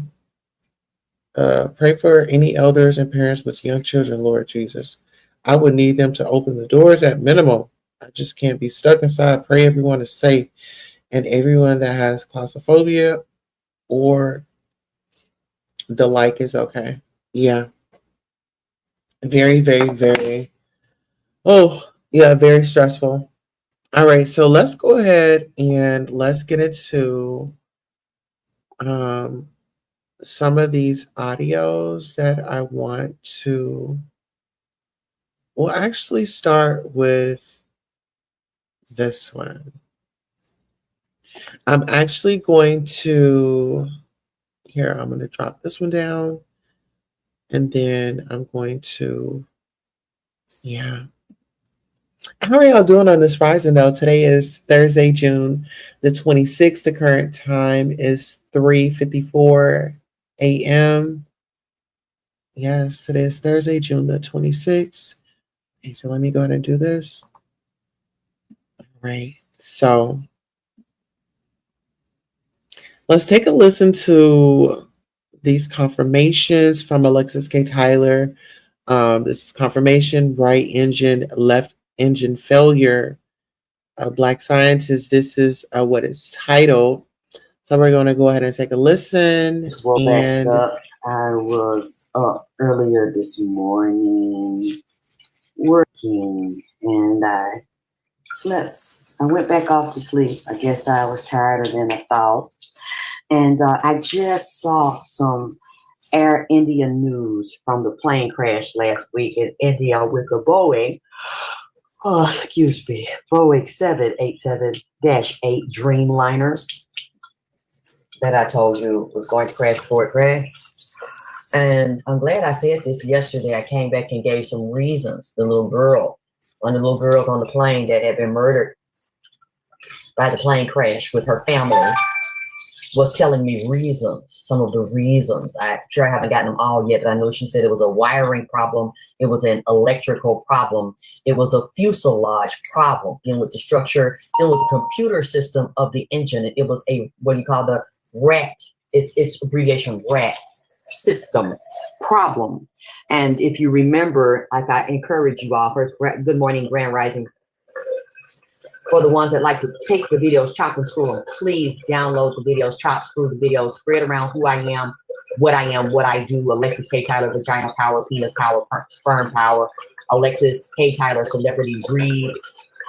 AKT drip in this bitch because we dripping. We the messy crew.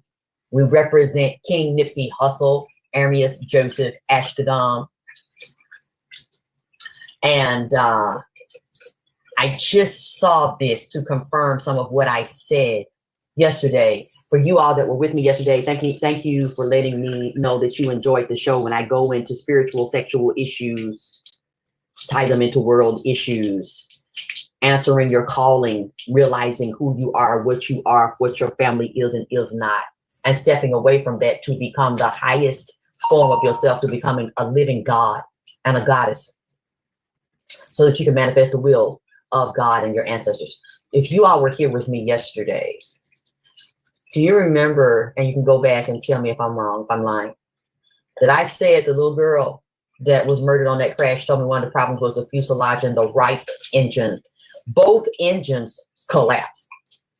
Both engines failed, but she told me it started with the right side of the plane, the right engine, and there was a problem with the engine, with that right engine, and the right engine failed. Were some of you all with me yesterday when I started going into some of the things that the little girl told me about why that plane crashed, and mentioning the right side of the plane and the right engine? Hold on. Now I'm okay. Thank you. So Thank you, Elaine. Now they're saying over 1,600 flights delayed and canceled. This is right now in the news. I just opened Google. And they started saying it yesterday, I think in the day before, when I told you I was going to be more problems, delays, and thunderstorm, tornado, hurricane, earthquake, volcano. Somebody sent it to me. I think it's in Fiji. Correct me if I'm wrong. Yesterday was a volcano so bad. I think it might have triggered an earthquake. And last week I saw a volcano. It triggered a landslide in another country. Did you all see that? But yesterday, a real bad volcano. So it said the flights are canceled across the U.S. And a couple of these airlines I mentioned, Delta, JetBlue, Air Canada, WestJet. Remember we saw, I hadn't heard of this airline called Silver Airlines. It was a problem, shut down all flights last week, told people to go home. There was nothing they could do about it. A company was going to buy them. They didn't. They went into bank boycott. When I said big bank, take little bank. We're going to see who buys Silver Airlines. And I was also seeing Spirit Airlines, Delta, JetBlue, American Airlines, because some of the colors I saw in some of the planes that will crash. Please do not misunderstand me. Do not disrespect your Alexis K. Tyler. Because I said it would not be one flight. It would not be one airline. It would be national and international, and some Asian airlines like China, like Korean airline, like Indian, which is what happens, which some of them consider themselves Asian, South Asian. Some of those planes have silver colors in them, red stripes, blue stripes, red, white, and blue, like American and Delta. This will happen again. That's why thank you, Aqua Blue, and Alexis K. Tyler, Vagina Power, the drip, the general of vagina power, spiritual sexuality, and a spiritual warrior. People don't want to acknowledge that. They don't want to respect this pimping. You don't like it, but you must respect it. It is sexual, but it is spiritual. Everything sexual is spiritual. Everything spiritual is sexual. It resonates and it starts in your first chakra, which is your ass. And it drives all the way up to your seventh chakra into infinity. All right. Speaking of that, listen here. We're at the top of the hour. If you all can make a donation, we're at the top of the hour. Today is Thursday, June 26, 2025. It is 4 a.m. Central Time, 5 a.m. Eastern Time, and 2 a.m. Pacific. We're at the top of the hour. Donations are accepted. Let's go. And beyond, because you have.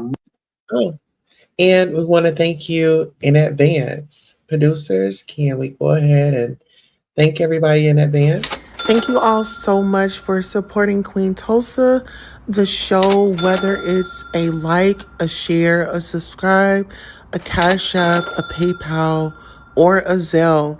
Thank you for coming by and watching the show.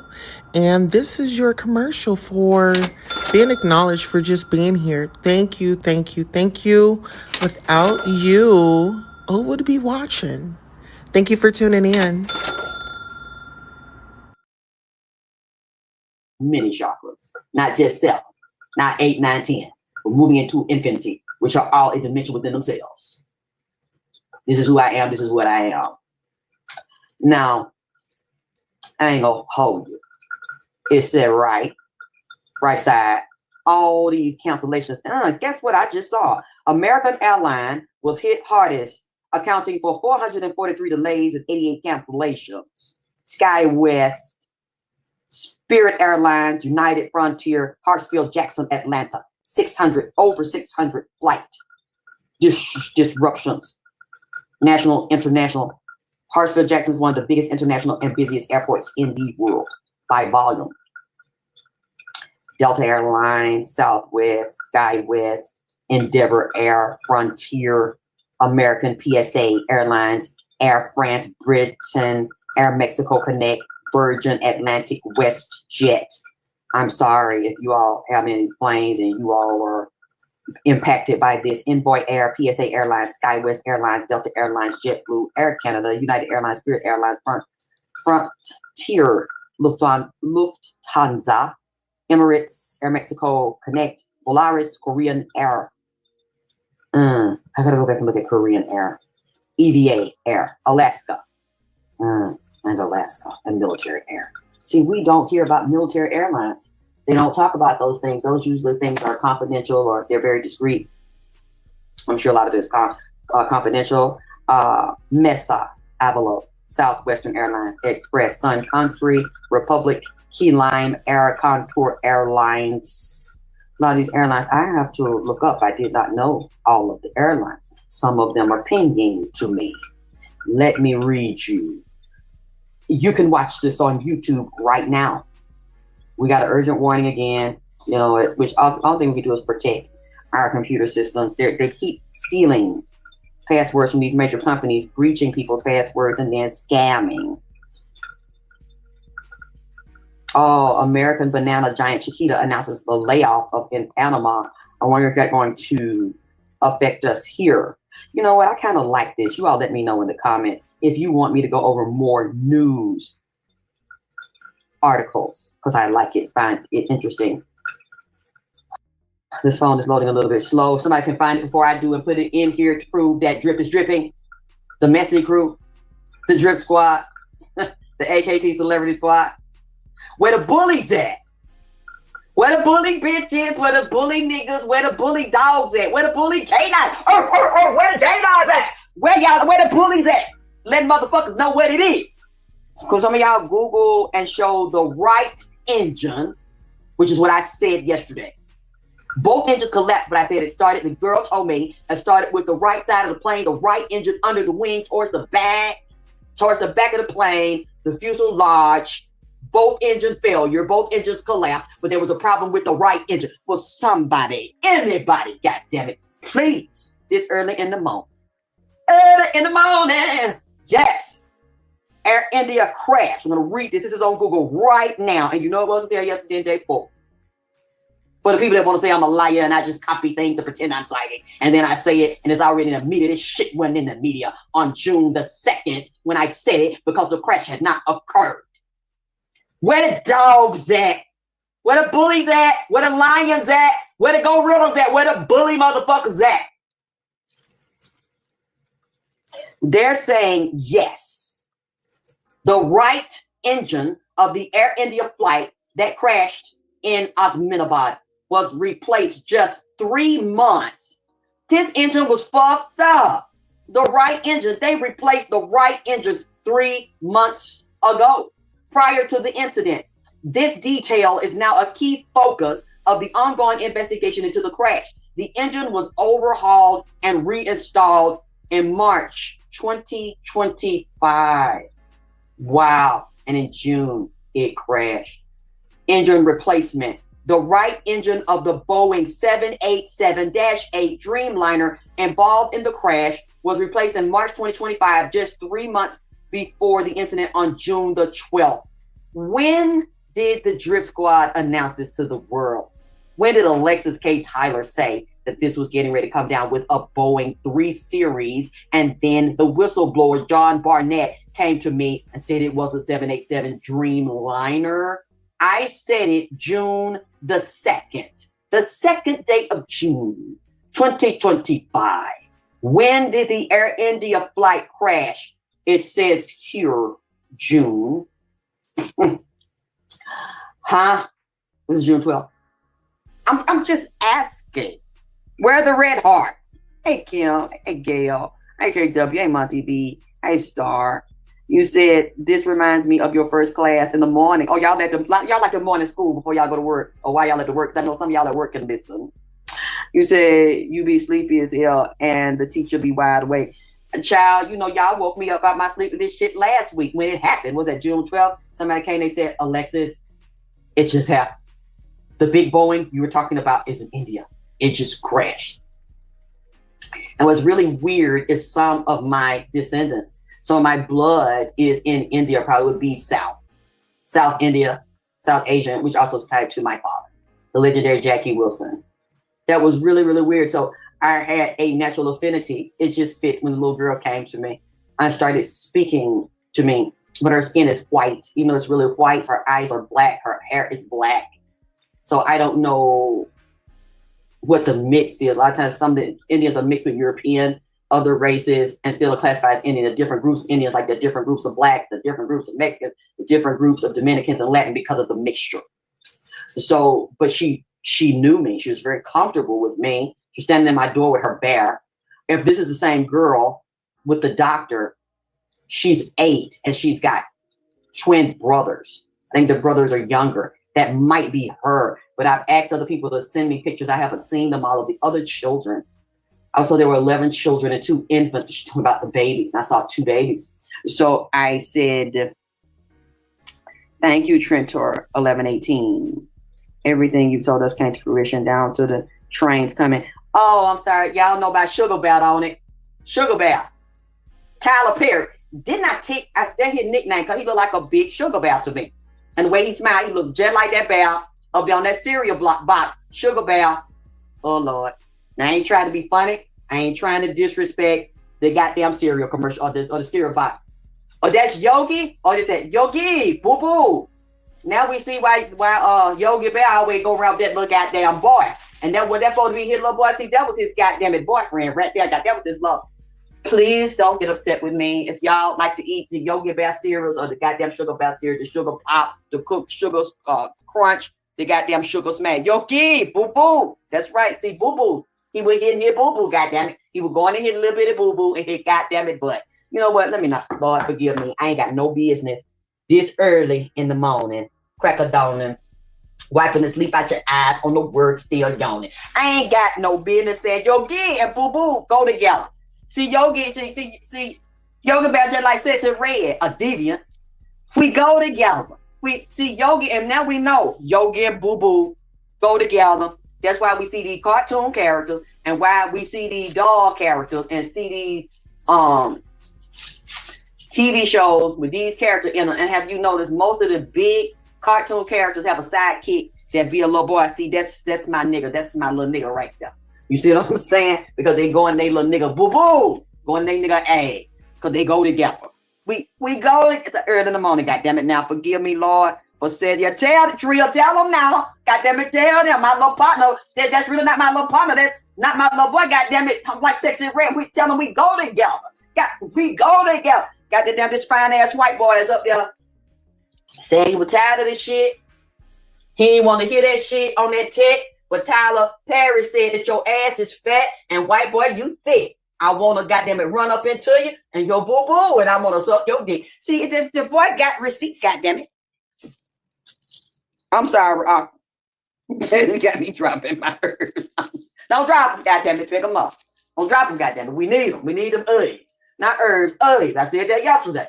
We're talking about the male and female sex organs and beauty. And how it ties into it. You need your herb to balance the goddamn it hormone and get yourself going, goddamn it. I mean, the boy, I mean, the main, I watched the Oval and it's a lot of gay activity in the Oval, which tell me this shit is happening for real because Tyler is all the way hooked in.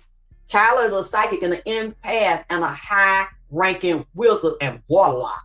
How you think this big ass nigga went from being a sissy sucking dick in a wore-out ass truck, goddamn it, homeless, watching his ass up there at Crystal Restaurant, goddammit, getting him a little Crystal and a little Coca-Cola from owning a damn 100-acre mansion down here in Atlanta. Because he a high-ranking wizard.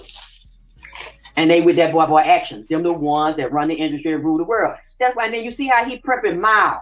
He prepping mouth together like a sis. You see what I'm saying? See, look how he prep his mouth together like he knows something that we don't. Look how he stand. Goddammit, one leg to the side, like he a little bit not needed, like. And pigeon toe, like his knees and thighs rubbed the goddamn it together. Like you look at the way he prep his mouth up like a black woman. Like an old, fat black woman.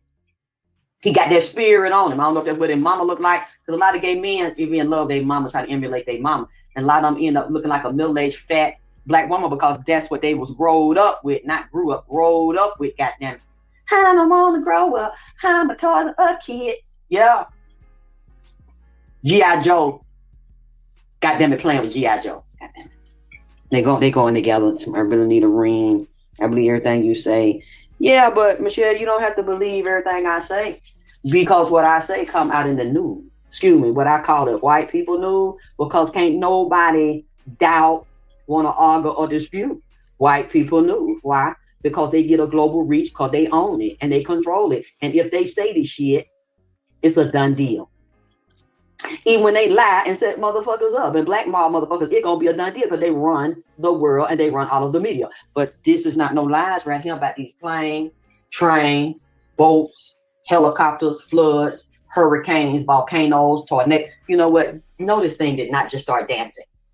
I just saw a tornado dance and a hurricane dance. I said, train, plane, tornado, boat, go. The thing start bouncing.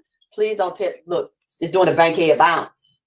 Please don't do the bounce down here where I live at, goddammit. Don't come this way. Don't hit this side. You want to go on another side of town, feel free to do that, goddammit. Don't come over here because, I be looking out for y'all, not paying y'all messages, goddammit. Cook for y'all and every goddamn thing.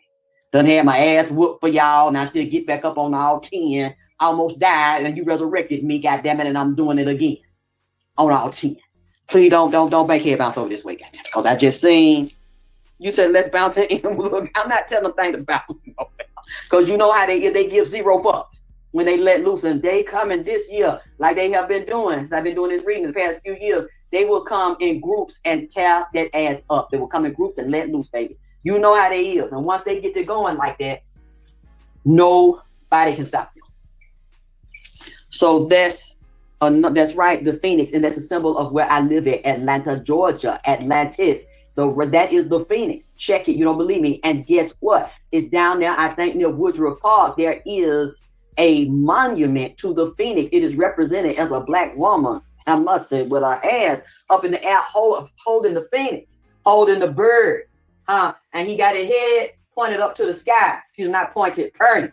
Got it purred up. She get ready to let him loose. It always a Phoenix burned down, which would represent fire, a fire sign. They try to destroy it and burn it down. It turns to ashes, and the Phoenix reanimates itself. And become a Phoenix again. You cannot tear it down. The Phoenix will always rise up out in the dirty South. Atlanta, Atlantis, where I was born. I am the Phoenix. They try to destroy me so many times, and I still reanimate myself out of the ashes and out of the fire like Chaka Khan. To the fire, to the limit, to the wall, bitch. To the window, to the wall, to the sweat wipe down my balls, through all of my enemies fall. Yeah, it's like yin yang. Okay? Now I use my hey. I told y'all we got to get together. We got a formal session where y'all can fly down, where we can have our ancestral altar food, and we can dance and sing and raise the spirits and learn, teach and learn, and enjoy each other's company. We got to make that happen, as well as me singing to my father. I had a good time. I talked to my father's sister-in-law last night. He was married to a white lady. She was managing him. They met, and he started getting clean and getting off drugs and drinking. And they lived in Atlanta, had a boy and a girl, Thor and Lenny. My father loved cartoon characters. I wonder where I got that from. I have written a whole spiritual, sexual, angel and demon comic series. It's deep than a motherfucker. And you know what? I wrote this about 10 years ago, 2009. A lot of the things those spirits will come in here and tell me have come true, have come out in the news. And I wonder where I got that from, because my mother doesn't have that. My half-sister, my grandmother doesn't have that, who raised me and who I was around. Now I realize it's my father. So we're gonna celebrate him too when we get together. And the ATL on the 33rd parallel. Atlanta is the 33rd parallel in Atlantis. Rising in Atlanta, Georgia. Rising of the beast. The god and the goddess.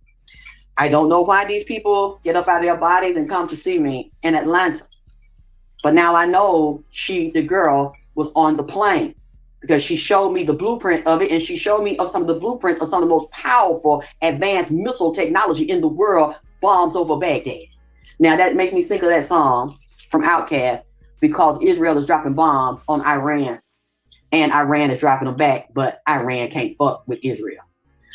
It's very difficult. I don't know what Russia's power is, but I know Russia cold, Israel cold, the U.S. cold, and they partners with Israel, U.S. I told y'all the U.S. was stepping in this shit. Even though Trump trying to act like, well, I ain't really stepped in. I told y'all a week or two ago, I said, this is getting ready to happen. And they're going to deploy troops behind our back, and we won't even fucking know. Now, look at what's in the media. I always said, Nipsey said, Iraq, Iran, Israel, Afghanistan, Ethiopia, Eritrea, Somalia, and Sudan. I have said that for about 6 years now, you know, in the midst of people saying I'm crazy and a liar, you know, all this shit. You know what? I'd rather be me than be them any motherfucking day. And maybe that's why he decided to come to someone my age that would be mature enough and tough enough and went through enough hell in Atlanta and spiritual attempted human sacrifice, soul sacrifice, glamour spells, soul swapping. I went through those cells in the 33rd parallel in the ATL, and he knew I had been forged by the fire, the dragon, the phoenix, and he knew, Nipsey knew, Arius, Joseph Ashkodon knew he could trust me. I knew I would stand and fight to hell and back for him because I believed that he was right. And I believed what happened to him. He did not deserve that to happen to him. He knew he could trust me with the knowledge. There wasn't gonna be no niggas in here. Wasn't gonna be no hoeing in here. Even though he liked hoe, he didn't want me to get. He didn't want his damn Rita to be a damn hoe. I could be no hoe. Wouldn't be no damn snorting powder in here. No drinking liquor. No parties and shit in here. He wanted a very spiritual, high vibration environment where he knew he could be safe. He said, they trying to kill me. They done already killed me physically. Now they trying to take my soul. My baby mama with the dimples that hang at the puppet mansion with Cassie and do the sex ritual, and how he wanted me to get my dick sucked and fuck. Said that one want to take my soul and soul swap and put my energy on her and wear it like a skin, like the silence of the lambs, and take my birthright and my blessing from me, like Jacob and Esau, goddamn it. So he wanted some place where he know a woman wouldn't be a whore and defile herself for fame and money, fame and fortune. So them calling me those things, and you just jealous and you just hating and you're old bitch. Now I'm gonna beat you. Come slap this old bitch. Come whoop this old bitch. Come stop me, goddammit. Because that's what you don't realize that I have realized. Going through this spiritual transformation, when you become a chronologically older woman, you can still look young and be tough and be motherfucking strong. You don't have to decline because your chronological age goes up. Your biological age can still go down. And I was telling y'all how to do some of that yesterday. You become more valuable to your community. You become a pillar of your community and will hold the mental, emotional, physical, and spiritual and etheric foundation. Literally a woman, a elder holding the whole world in your hands, being backed by your man, protected by real men. And unfortunately, we don't have that over here. So they want to try to destroy a woman that's chronologically older and says she has no value, she's not sexy no more, she's not needed, she's not useful, but the youth is now. So we want you when you're 17. We want you when you 6 months and 5 years old, goddammit, because it's ran by disgusting homosexuals and pedophiles and bisexuals, and you don't he, she, and you don't know what the fuck you is. Now, I don't have anything against anybody that's gay. That's not what I'm talking about. And you fucking wrong body want to be transgender as an adult. I don't like them doing that to children, doing surgery on children. I don't care what the fuck that child feel like. Let them get an adult, and then you want to get chopped up and whatever. That's you. But I don't agree with people doing that when children are little, because you don't know what type of entity attachment that is or who put that shit on their ass to confuse them. But it's the opposite. Somebody younger is dumber. I don't care how much education she got. She don't have the life skills. She ain't had no children. She ain't been married. She ain't been heartbroken. She ain't graduated mentally, emotionally, spiritually. And a lot of these women are not gifted and elevated in the mind. They just elevated, dicks wide up and elevated, stretch and open up and unlock. They add. That's all. That don't make you wiser. That don't make you prettier. That don't make you finer. That don't make you fucking better than me, goddammit. I don't care how physically pretty you are. That still don't make you better than me. That don't make you more valuable than me because you're chronologically younger. The women that are older that have went through the most hell, the most treacherous terrain and environment and experiences and became seasoned after that shit is a cold bitch and a bad motherfucking bitch. And don't let nobody tell you that you ain't, because a lot of these young, especially if you're the type of older woman that still got yourself together, or getting yourself together, done went through hell, starting your life over, resurrecting yourself, putting your mind, your body, your spirit, your money, education, elevation of people, places, things. You putting yourself together. Yes, you look young still, and your body's still fine, and you can still have a lover and a husband, whatever you want to do, but you still got something a 20-year-old or 30-year-old ain't motherfucking got. If you want them raw bitches, you know what I'm saying? Because you know how to be a goddess.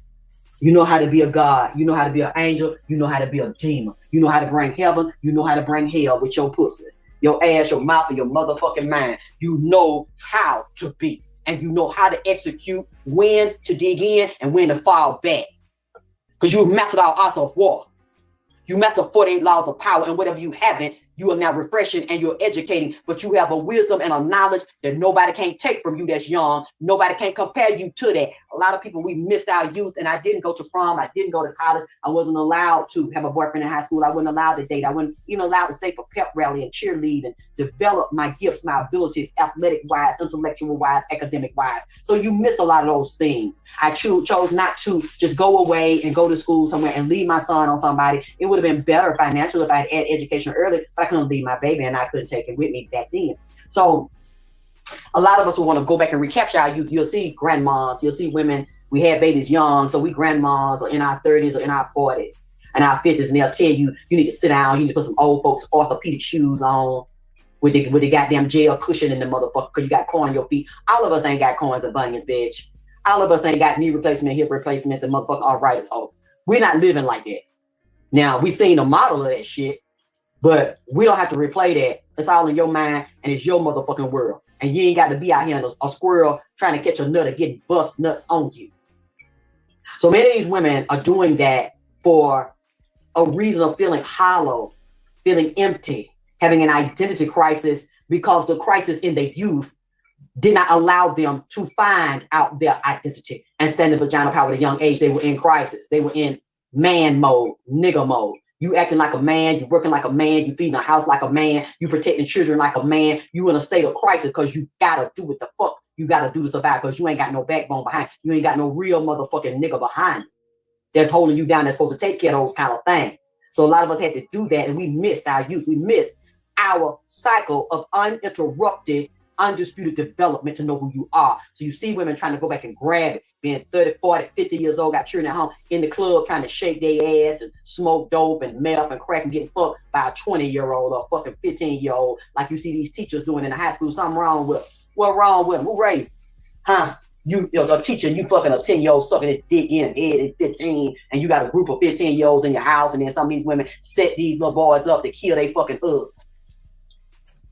Me and fucking boy students fucking them up to kill their wife or have a whole boy lover, boy crew on the low, pimping these boys on the dog web. Why did I say that? You know what? Something must have been to come up around this. These men and women teachers. So that's not me. That's not what the fuck I'm talking about. Because that's an idiot. A woman that an elder over the community that ain't over the community, that don't deserve to be over the community chronologically one age. And we can't have it. It just depends on how you choose to fix that shit and handle that shit. But I'm seeing some of these women my age and goddamn it older out here selling booty, fine as fuck, still got a big old ass, nice pussy, nice body, fat titties on them, got a nice young woman shape. Out there throwing pussy, sucking dick, and advertising that I will fucking suck on Instagram, goddamn it. YouTube, my son shows him. I'm talking they bending over there, switching, just throwing their ass, goddamn, throwing they pussy, been throwing their damn titties around, butt naked or half naked, goddamn it. I said, damn, baby, I thought I needed to just hang it up. That maybe I wasn't gonna, find nobody. You showing me women about 65, goddamn it, years old, fuck. Trying to get an SSI check, or maybe they still get that and they fucking stamps on the side. They up here throwing pussy on fucking Instagram, and younger niggas is looking, clicking like, throwing heart, hitting a DM. Time they want some grown people, they want some older woman pussy. Not pussy. I said, what? He said, mama, I know her from high school. She's a real good dick. So I said, how the fuck? He said, I just told you I know. That's why I know. She used to go down on me. I told me now she in porn. He said, mama, I don't want her. I said, well, why? You were willing to tell my man, mom, you know what? I look at all these women and everybody, we see everybody booty. He said, down to the point they up here showing they asshole. All of these start showing you, y'all, you can see it's on YouTube. You think I'm lying? You can see it on YouTube. And you can see it on Instagram. Go on Instagram. They spreading their butt cheek wide. Lord have mercy, 65, 70-year-old asshole. There might be some got them to 70, 75, but it's hard to tell, goddamn, because some of these women don't, preserve themselves or, got themselves redone and shit. I don't know how old you can be, but like some of these older women got a BBL up there. They're 75 years old, throwing pussy, slanging it like they about 15 again. You know what I'm saying? They don't want about their age to fuck them. They want somebody half their age, like 15 or 25 to put some young, still Peter up there. Still Peter. Now, see, that's too young for me. I don't, you know what I'm saying? That ain't even in my mind. But goddamn it, now, a woman like that is not fit. She's not a fit elder, goddammit, to lead the youth. Cause this bitch gonna lead them down to sex and red. We go together. She gonna teach them that shit because she an older woman chronologically, but she really hate that shit because the little girl inside of her and the young girl in her did not get to live out her youth in a normal, straight, linear pattern the way you're supposed to develop as from a baby to a child and an adolescent and a young woman. A lot of us didn't get to do that because of our treacherous ass mamas and family society and throwed out in the cold and left by niggas and having to motherfucking survive. So that girl inside of them is mad. She got a problem, goddammit. So you got the 15-year-old had a baby at 12 and 13 years old. She 60. She might be goddamn 40, between the 40s and the goddamn 60s, and she mad than a motherfucker because time done went on and it didn't stand still, goddammit, but she's standing still in the mind because she's still undeveloped. Some of these men the same way. You see these men, they like their hairstyle, they like their look, they like their body when they was a fucking teenager, and they certain Kango hats and the way they dress and they tennis shoes. You'll see them men at 60 years old, goddammit, 55 and 60 years old wearing them same goddamn style shoe and the same hat with the same big chain when they were fucking 15 years old. Now this nigga is on Medicare and fucking SSI, goddamn, up there hopping on a cane with some pimp clothes and some pimp shoes or some damn young boy tennis shoes trying to be dope boy fresh, goddamn it, up there retired and have to get in a wheelchair half of the part of the day to roll in the goddamn VA hospital or the regular hospital, or he can't goddamn stand up good because his hip fucked up from sucking dick, taking too much dick on the low while he married to a bitch. You see what I'm saying? See, that little girl inside of them that has not gotten her maturity and her development, now she want to sing, want to dance, want to fuck, and throw her ass all the goddamn round. See, a bitch like that don't need no little grandchildren, goddamn it. That's why some of these women be talking about, well, I want to go out and I want to do something. My mama won't keep them and said she ain't babysitting, she finna do her, and she still feeling young again and got her goddamn Jerry curl wig and shit on, make like she got some good hair. Done got her toothbrush and a little grease and gel and shit and swirl her down baby hairs round. Goddamn baby gray hair, baby hair round, and done dyed that. And they done sprayed that down and got that baby hair down like goddamn it, like she about 20 years old. She finna go out here and suck some dick. She finna get some young dick and she to the perk now. Not point, perk. Goddamn it, I mean, if I got to use this check and I got to pay these young ass niggas to come up, a bitch will goddamn it come up. Goddamn it, I don't care. A lot of them don't care if the nigga really ain't into them. Really don't like them, but nigga, I'm into my experience. And in my mind, I'm 20 years old again because I never did, exploit that young girl and embrace that shit. Even though I'm in the goddamn 60-year-old body, goddamn, I'm finna suck some dick in this mother. See, that's what's going on. Okay, would you older women, would you please, or these older men, these men's, because y'all don't like to say that, but I know you motherfuckers is there, goddamn. I know you over here, goddamn it. I see you, and I know you see me. Would y'all please tell me if I'm lying? Would y'all please tell me if I'm wrong? Would y'all please tell me if I'm misinterpreting the situation? Not situation, goddamn situation. I want to hear from y'all. I love y'all feedback. I love y'all point of view. I love what y'all say to me and say to each other. I want to know, because now I'm on the other side of the shit. I've been a baby, a little girl, a teen, a young woman. Now I'm in the middle age. And I'm seeing this from all these different perspectives. I know how I feel and I know how I see it. But I know that it's certain shit that I'm not finna do. And I'm not finna handle myself in that way. Just like you seen, it took 20 years for me to get up there and damn show y'all my whole body and show y'all like a shape. About what? 3 years ago, once my nigga officially left me and turned on me, I said, oh, I was single now. I was already single, but it really, really was official, goddamn. When the nigga really tried to cut my throat all the way. Excuse me, he had cut the throat. He tried to decapitate me. I said, well, I hate this. In my 50s, I gotta try to date again. Who wants to do that? I want to be around these niggas. I ain't finna get fucked and date by all these fucking niggas.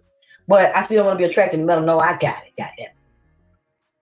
Got out there and started shaking. I was with younger women. That was filming this shit. See, that also say something. If you're an older woman and younger women want to hang around you and want to be around you and admire you because you're great head bitch, you washed up bitch, you just mad, you're young no more, don't nobody want to be around you. But when they're around you, that says something. And you better watch yourself because they have issues, but also they still find you attractive.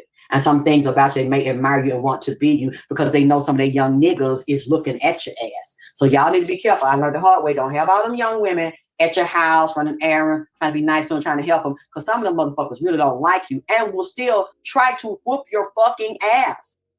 You're supposed to be an elder. You older than them. You're 10, 15, 20 years older than them. And they will still want to put their paws on you and disrespect you, get physical with you. Now, you know that's really bad.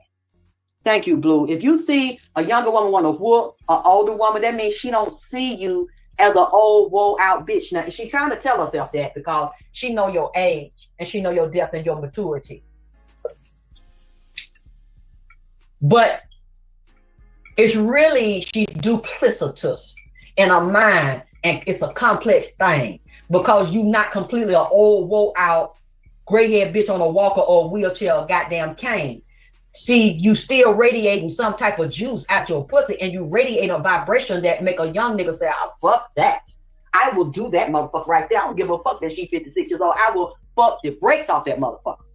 See, when you giving off that energy and them women around you, see, they be done heard it, but you don't know. Niggas done said it because, what, a year or two ago, a young lady, she just turned 40. She came up here, got one of them really nice chargers that I like. She bought some product for me. She told me, Miss Alexis, you don't know, I heard these young niggas talking about you.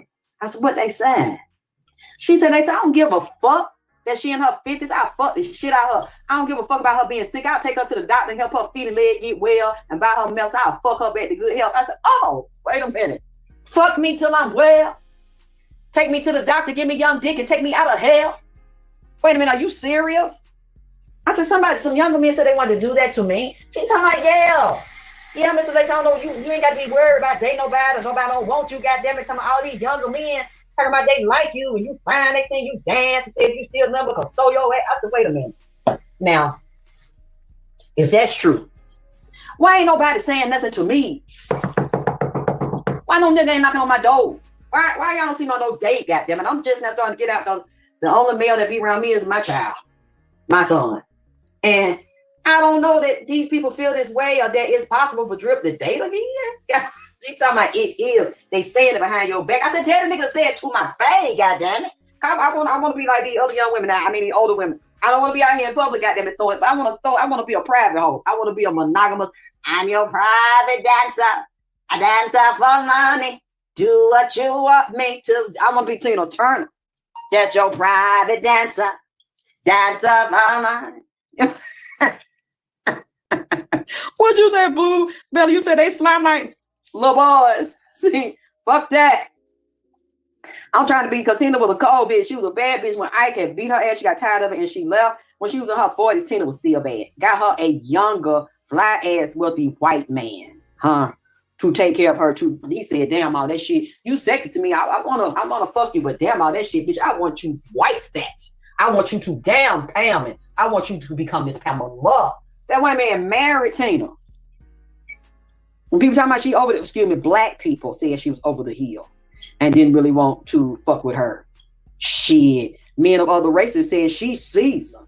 She just right. She the right age and got the heart of a lion and got the body of a young dancer, can still throw it.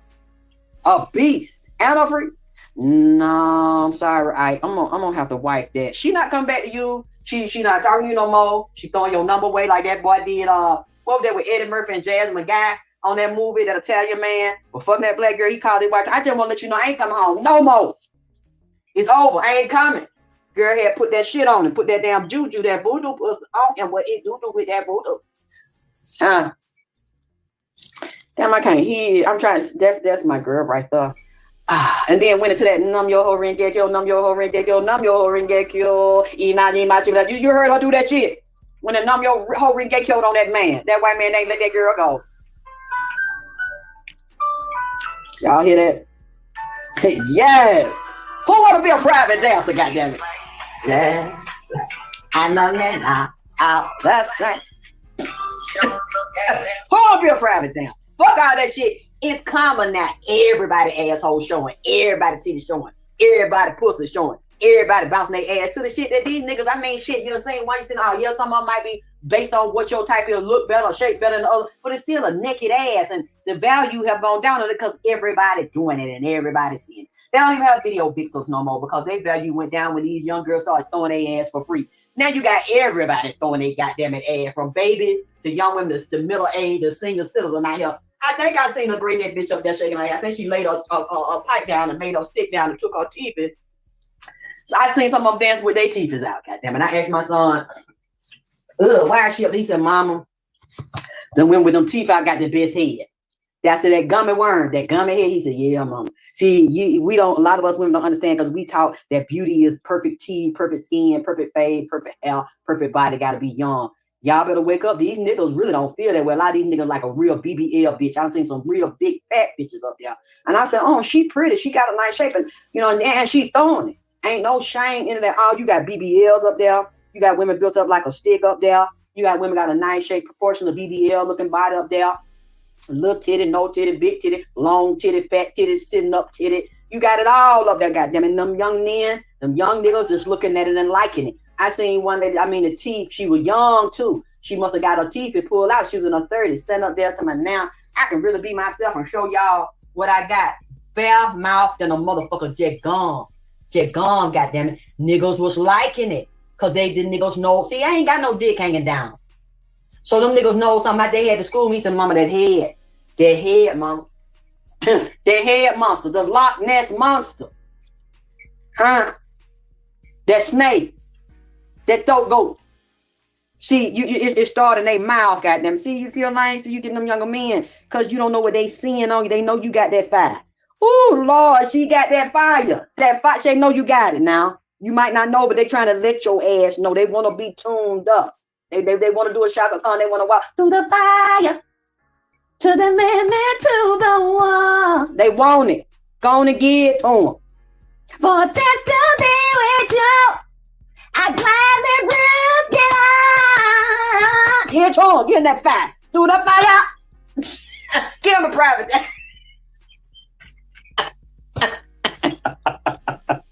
I'm stop playing with y'all. I'm finna go. That fire. Oh, I got that Akamaya. See, she got that fire 400. Like juveniles at 400 degrees. So I ain't been coming here act stay here with y'all all this time. I just want to let y'all know, okay? Yeah, put the goddamn fire emojis in there if you know you got that fire. You know you make them Oscar Mayer raise up and get thicker and get high, huh? This Grand Rising lecture later. I had to tell y'all that I couldn't wait. My mind was blown. I was like, wow. Wait a minute, is this new? Or is this, let me look at this about a plane abort, had to abort. I don't know, Indigo flight aborts landing. I don't know if that's new. I had to let y'all know what they said about the plane.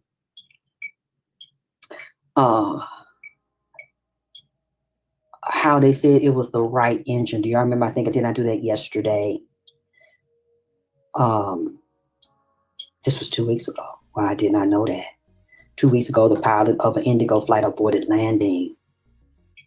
Let me see what this here is about, because this stuff ain't going, it's so many, I don't get to see and hear it all. I guess y'all are so busy. Oh, so all y'all got that fire.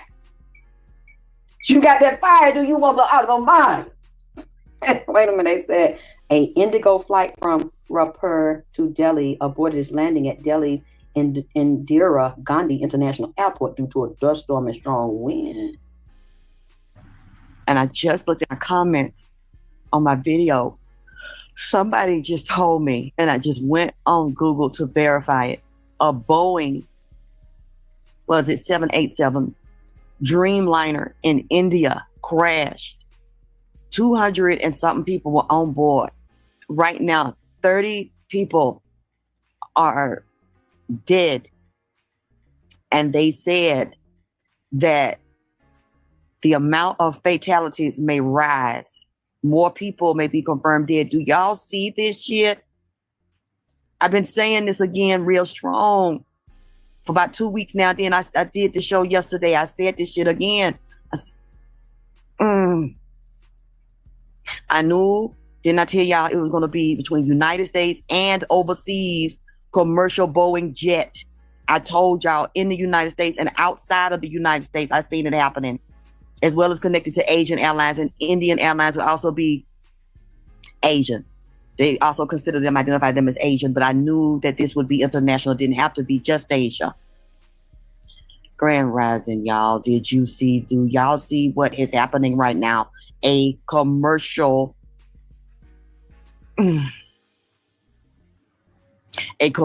airline jet in India carrying over 280 something people has crashed. I've never seen you before. That's cute, Mimi. I like that. Y'all, you saw that? Can somebody please put it in the chat? Pretty Tiffany, you said, Tiff Tarot. Hey, Tarot. Grand Rising Queen Drip. Yes, you said in spirit. I've been saying planes or trains. Trains, boats. What else did I say? Plane, train, boat. I think I said something else. And I told y'all Boeings. I said that whole series. I said, y'all, it's finna be a crash. It's finna be more than one, and I didn't want to see it. I haven't slept in the past few weeks. I've been so scared, and I've been stressed out. Yes, you need a bottle, goddammit. We got the bottle service at this motherfucker.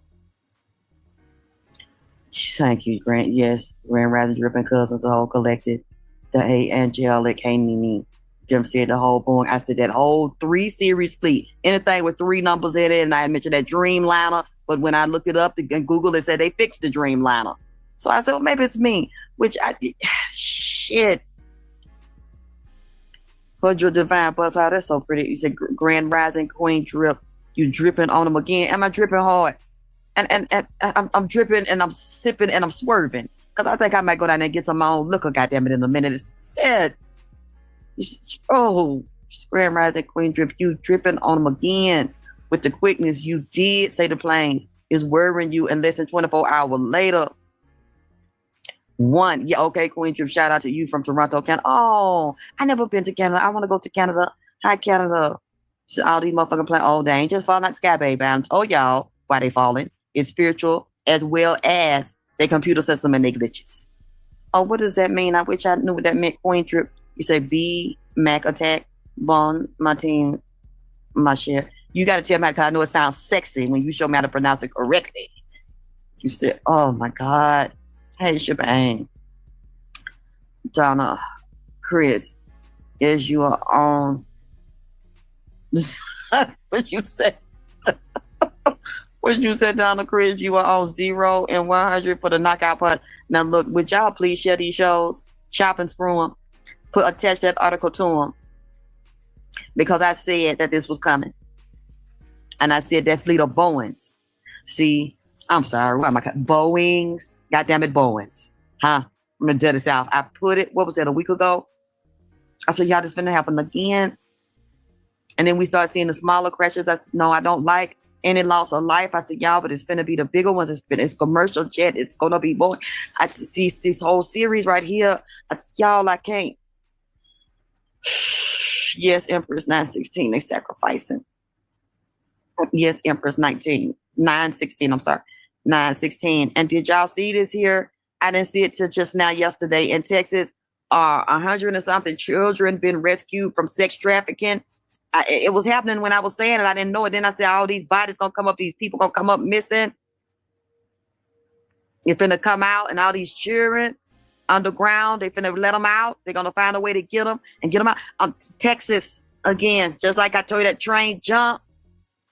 I knew. Oh, did I tell y'all last night I seen Annabelle with Lama Dama, all of the Nat Turner, Harriet Tubman. Remember I told you she was up in the sky last night, and I looked at the Big Dipper and Little Dipper, and I said, where is the Big Dipper? Can I see it? From Georgia, and they said it can be seen very visibly in spring and summer. I said, I need to map, I need to chart it. Oh, my whole body tingling right now. I got chills. And then Angie Stone coming out. I said, something finna fucking jump off right now.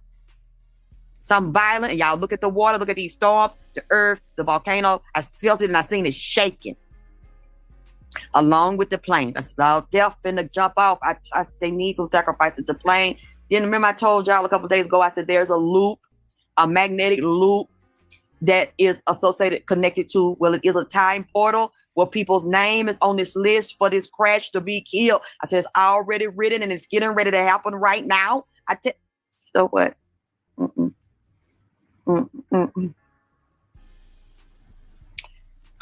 You said, Shebang, you said double tap the screen, hit the like button. Okay. You hit the like button, share this video, subscribe, and hit my cash app because I need y'all to make my damn ass drop and clap. Hit my goddamn cash app. Now, y'all cannot say that I'm not the one. They can't goddamn it say it, Shebang. Chitty, chitty, bang, bang. Wow, watch it, wow, wow. See what I'm saying? Hit the cash app. Didn't I tell y'all that I wanted Annabelle in the house? We need Annabelle down here, goddammit. I mean, she already here. See, I know y'all that follow me, love me, support me. See, we got the psychics in the house, the tarot readers in the goddamn house, in the dirty south, karate chipping, y'all, karate chopping motherfuckers in the mouth, dripping really hard and swerving from the dirty south. It been raining all yesterday, been raining all night.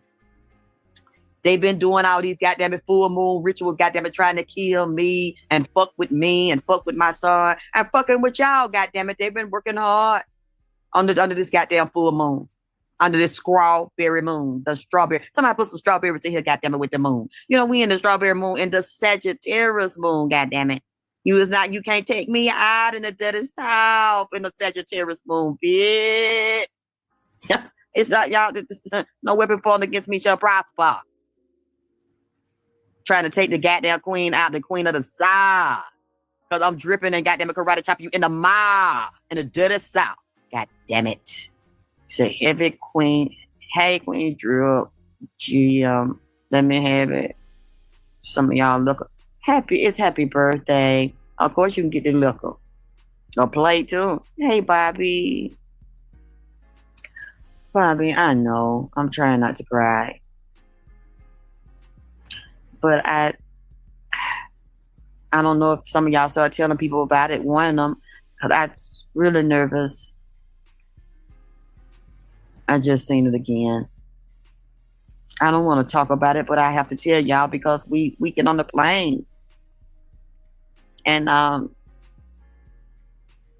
know I had said before because I thought it was American Airlines and Delta because I seen red. I seen red, white, and blue. And I seen red and white on the plane. I have told y'all that before, but I didn't know because I don't have a picture of all of the airlines, commercial airlines. National. I kept waking up tired. I know something's going on whenever I keep waking up. The spirits keep waking me up throughout the night and I have to get up. What the fuck is this? Kept getting up. Y'all keep waking me up. What the fuck going on? Fuck it. Let me turn my phone on. I just got up to turn my phone on. So I ain't gonna even try to sleep because some keep knocking me out my sleep. Get up. And I turned it on and I was checking my comments and somebody said, this just happened. Boeing crash in India. So it's a big one. And I said, oh no, oh no, oh no, oh no. And I Googled it.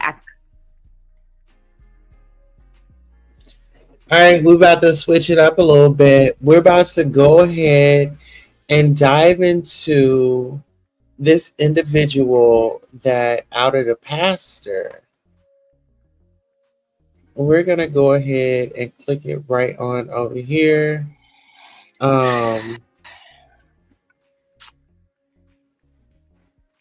So give me one moment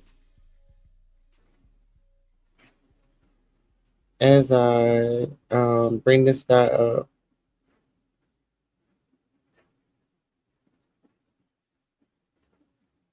We are going to jump right into with all right. Greetings. Hello. How you doing? I'm doing good. How you doing? I'm doing well. Doing well. Want to first thank you for coming on. I'm sure it's a lot of people that are coming at you from every which way that is possible. Ladies and gentlemen, we have our brother Walker on that is going to share a little bit about his conviction, about his can I call it a testimony? No, it's definitely not a testimony. Okay, well, we don't want to call it. I want to give you the opportunity to express or how would you define it, and I want to be extremely respectful to you, and again thank you for coming on and sharing. So I don't want to, that's why I said I don't want to say testimony. I don't want to say the wrong thing before we kind of get into the interview. But how do you define it? I would say I just define it as a situation. Okay. Okay. It's not a testimony. I'm not testifying about anything. I'm just telling a story. I'm telling the truth. I'm just telling a story of my truth that involved someone that I was having sexual intercourses with that I did not know their full identity. And come to find out one day I run into them preaching, and then boom, you're a bishop, you're a pastor, you're sitting up there preaching against homosexuality. You're also just recently on Sunday preached against certain things that you wouldn't want someone to lay hands over you if they were your leader and they were doing these certain things. But at the same exact time, you're a leader of hundreds of members of your church, and you're doing exactly what you're saying that you wouldn't want nobody to lay hands on you doing. Mm-hmm. Mm-hmm.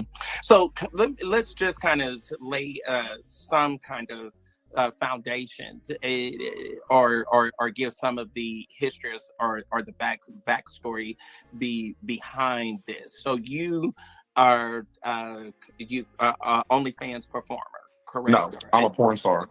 Okay. All right. Well, I'm post- gonna let you define it because I don't want to say anything that would be misinterpreted. So you are a porn star and you do same-sex porn. Okay. How did you meet the bishop?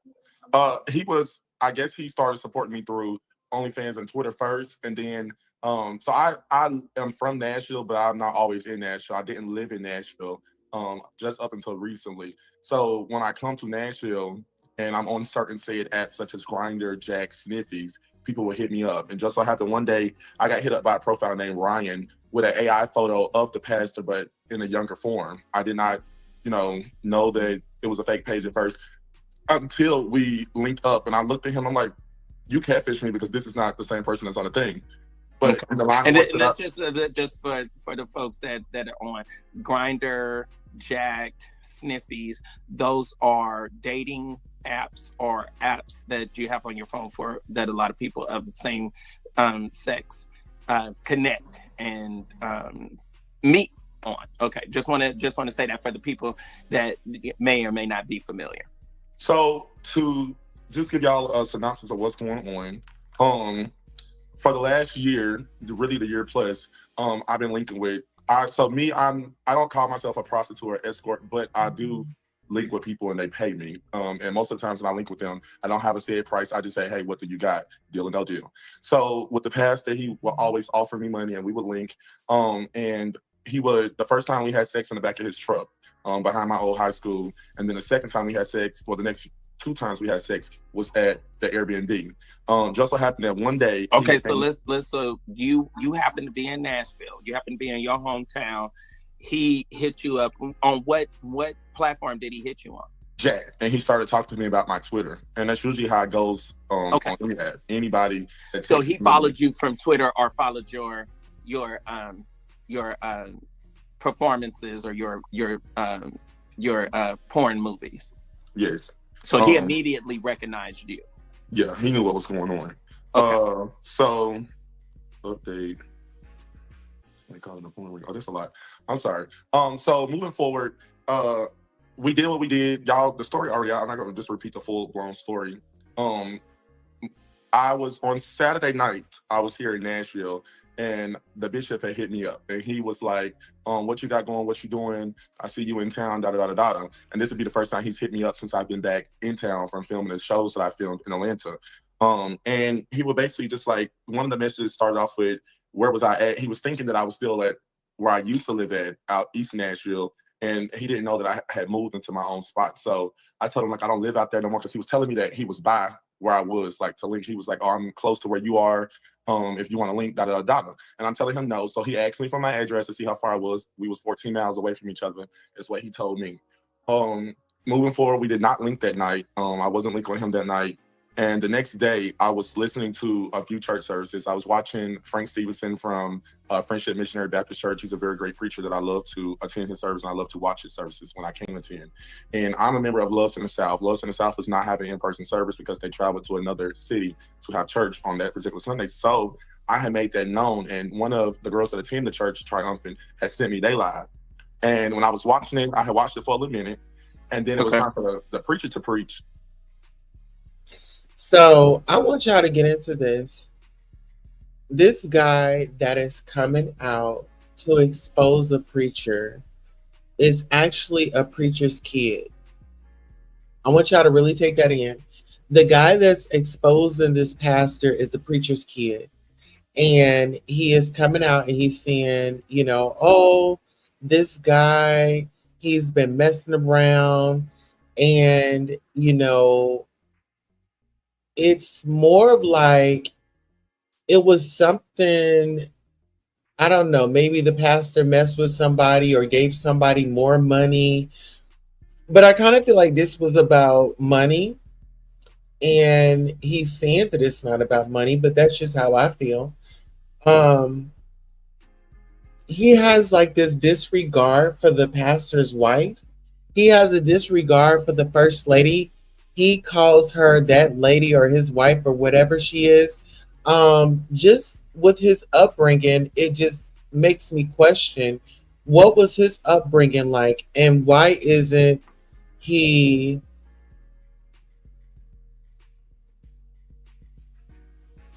acting in a way that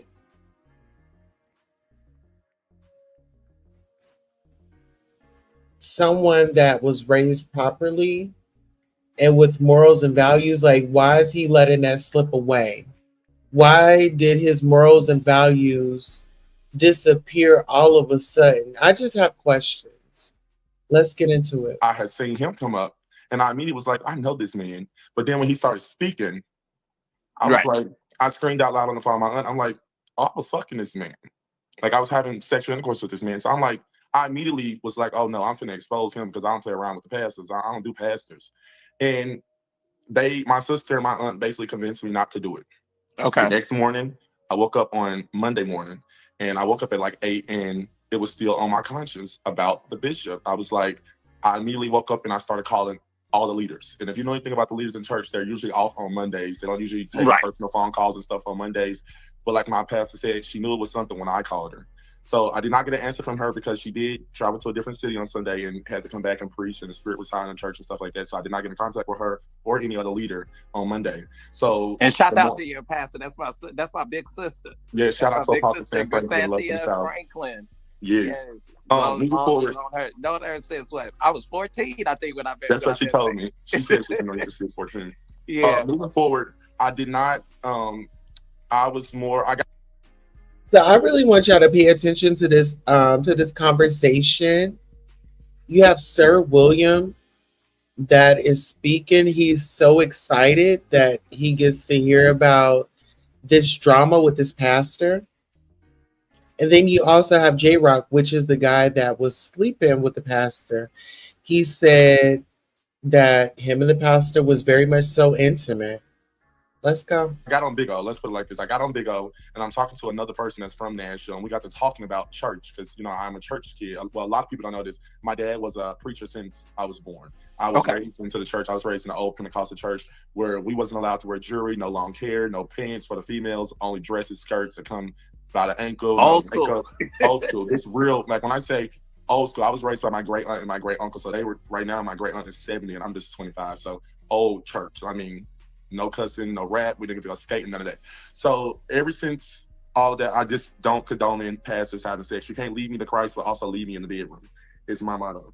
But moving forward, I was talking to somebody and I started talking to them about the situation because I need to get off my chest. And I'm an influencer, so I go live on social media, on Instagram every single day. I'm always live on Instagram. I'm always live on Big O. This is what I do. If you look. So listen here. He says that he's an influencer. Well, I think that this is going to be a problem when it comes to you being an influencer. You're outing someone, you're exposing somebody. It seems like you don't have emotional control, you don't have self-control. You didn't think about the consequences and repercussions. Like people are going to be hurt behind what you're coming out to say. I get that it's your truth and I'm not discrediting that. However, this is why I always tell y'all therapy. Get into therapy. The social media is not your therapist. And when people realize that, then they can make a change and they will be able to conduct themselves appropriately. and follow the chain of command. Like, I would be in somebody's therapy office if this was really getting to me. And yeah, let's go. Up on YouTube. This is what I do every single day of my life. And to me, the reason why I did not go to my main platform, which is Instagram, with it, is because I really just wanted to expose it upon my city. So I went to Facebook. I went to Facebook where all of my people kind of contained, right? Yes, because if I take it to like Instagram and stuff, it's gonna be more of people all over there watching it. But if I took it to Facebook, I felt like it was more home because I don't really promote Facebook to the whole entire world like that. Well, I get in the shower, as I'm talking to my friends that's on the big, I'm like, you know what? I'm not gonna go live about him or nothing, but I'm just gonna make a post. And that'll at least let this get off my chest. So I made the post, and I promise you, I put on Janae Jones from YLC TV from Spirit and Truth Church, Atlanta. And I was listening to her sing a song, and the video was about 8 minutes and a few seconds, 50, 40, 30, 20 seconds. And when I got out the shower, the post had hundreds of shares, hundreds of likes already. And then I started to gag because I started to get calls from all over. Like, my leadership's calling me. She's saying I got woken up out of my sleep. I have other leaders from the city that's calling me. I'm getting calls from big bishops that's over jurisdictions and things like that. Like, they DMing me, hitting me up like, you got to be lying. This can't be true. I didn't know to the extent of how big the bishop was. There is a comment that I want to address in the comment sections that said, how is he such a big pastor in your city and you in the church and you didn't know that? Where I come from and how I was raised, we don't go to everybody's church, one. You don't attend everybody's church because everybody's church is not anointed and it's not holy.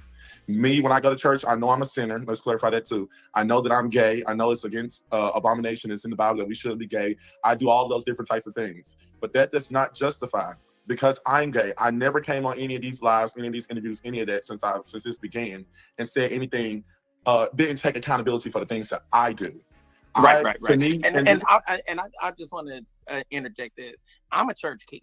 I'm the son of a bishop. When my mama pushed me out of the womb, they handed me to the bishop. I don't know every pastor, and I don't follow every denomination. I'll tell y'all sometimes, and I may say it jokingly, but I don't go to Baptist funerals. I'm Church of God in Christ. I'm Pentecostal. So a lot of times we may or may not interact. And if he's not in church or actively participating in church, then he may not know. To be honest with you, if y'all want to know the truth, I didn't know who Fred Matthews was before I did myself. I just was not familiar with him. So everybody don't know every single person that may be or may not be in ministry in your particular city. That's a ludicrous question. Go ahead. Continue, my brother.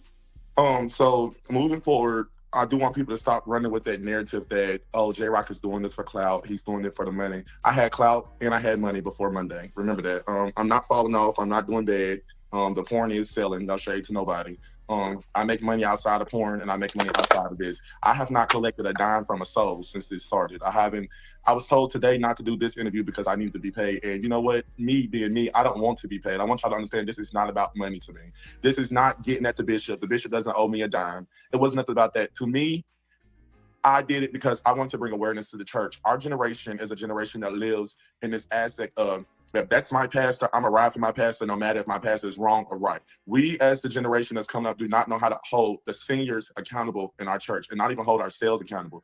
We are not being held accountable for the things that we are doing in God's house. No shade. You, me, all of us are sinners still attending church. Right. No shade to nobody. We all sinners. When we go to the church house, to the storehouse and things like that, we don't go to these places wanting to leave with the bishop. That's not when I go to church, I'm not going to look at the men and look at the bishop and say, oh, this man's sexy, this man's sexy. I don't even indulge. My pastor, Sam Franklin, she's always told us since day one, we don't do that in the church. So we're not going to be testifying and testifying and doing all these different types of things together. We're not doing that. We're not mingling and twinkling in the word. We're not doing that. So right.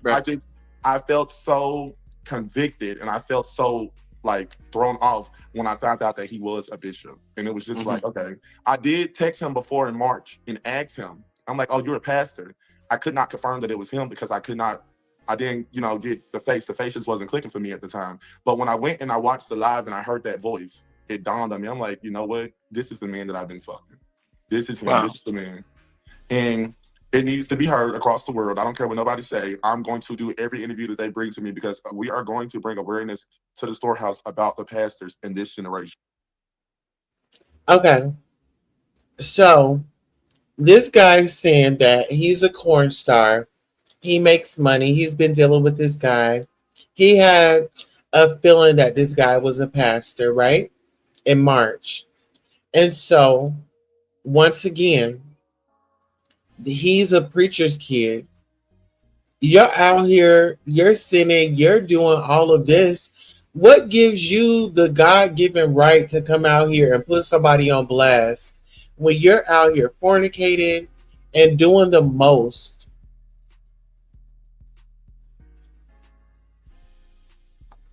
Like, seriously. You're out here, you're fornicating, you're doing the most, you're out here selling your body. You saying that you have all this money. Well, if you have all that money, why are you tricking off with the pastor? Make it make sense. Just like J-Rock, how long had you been involved with him? It's over a year. I'm just gonna say over a year. I can't give an exact date. I definitely can tell you it's been over a year because it's been over a year time.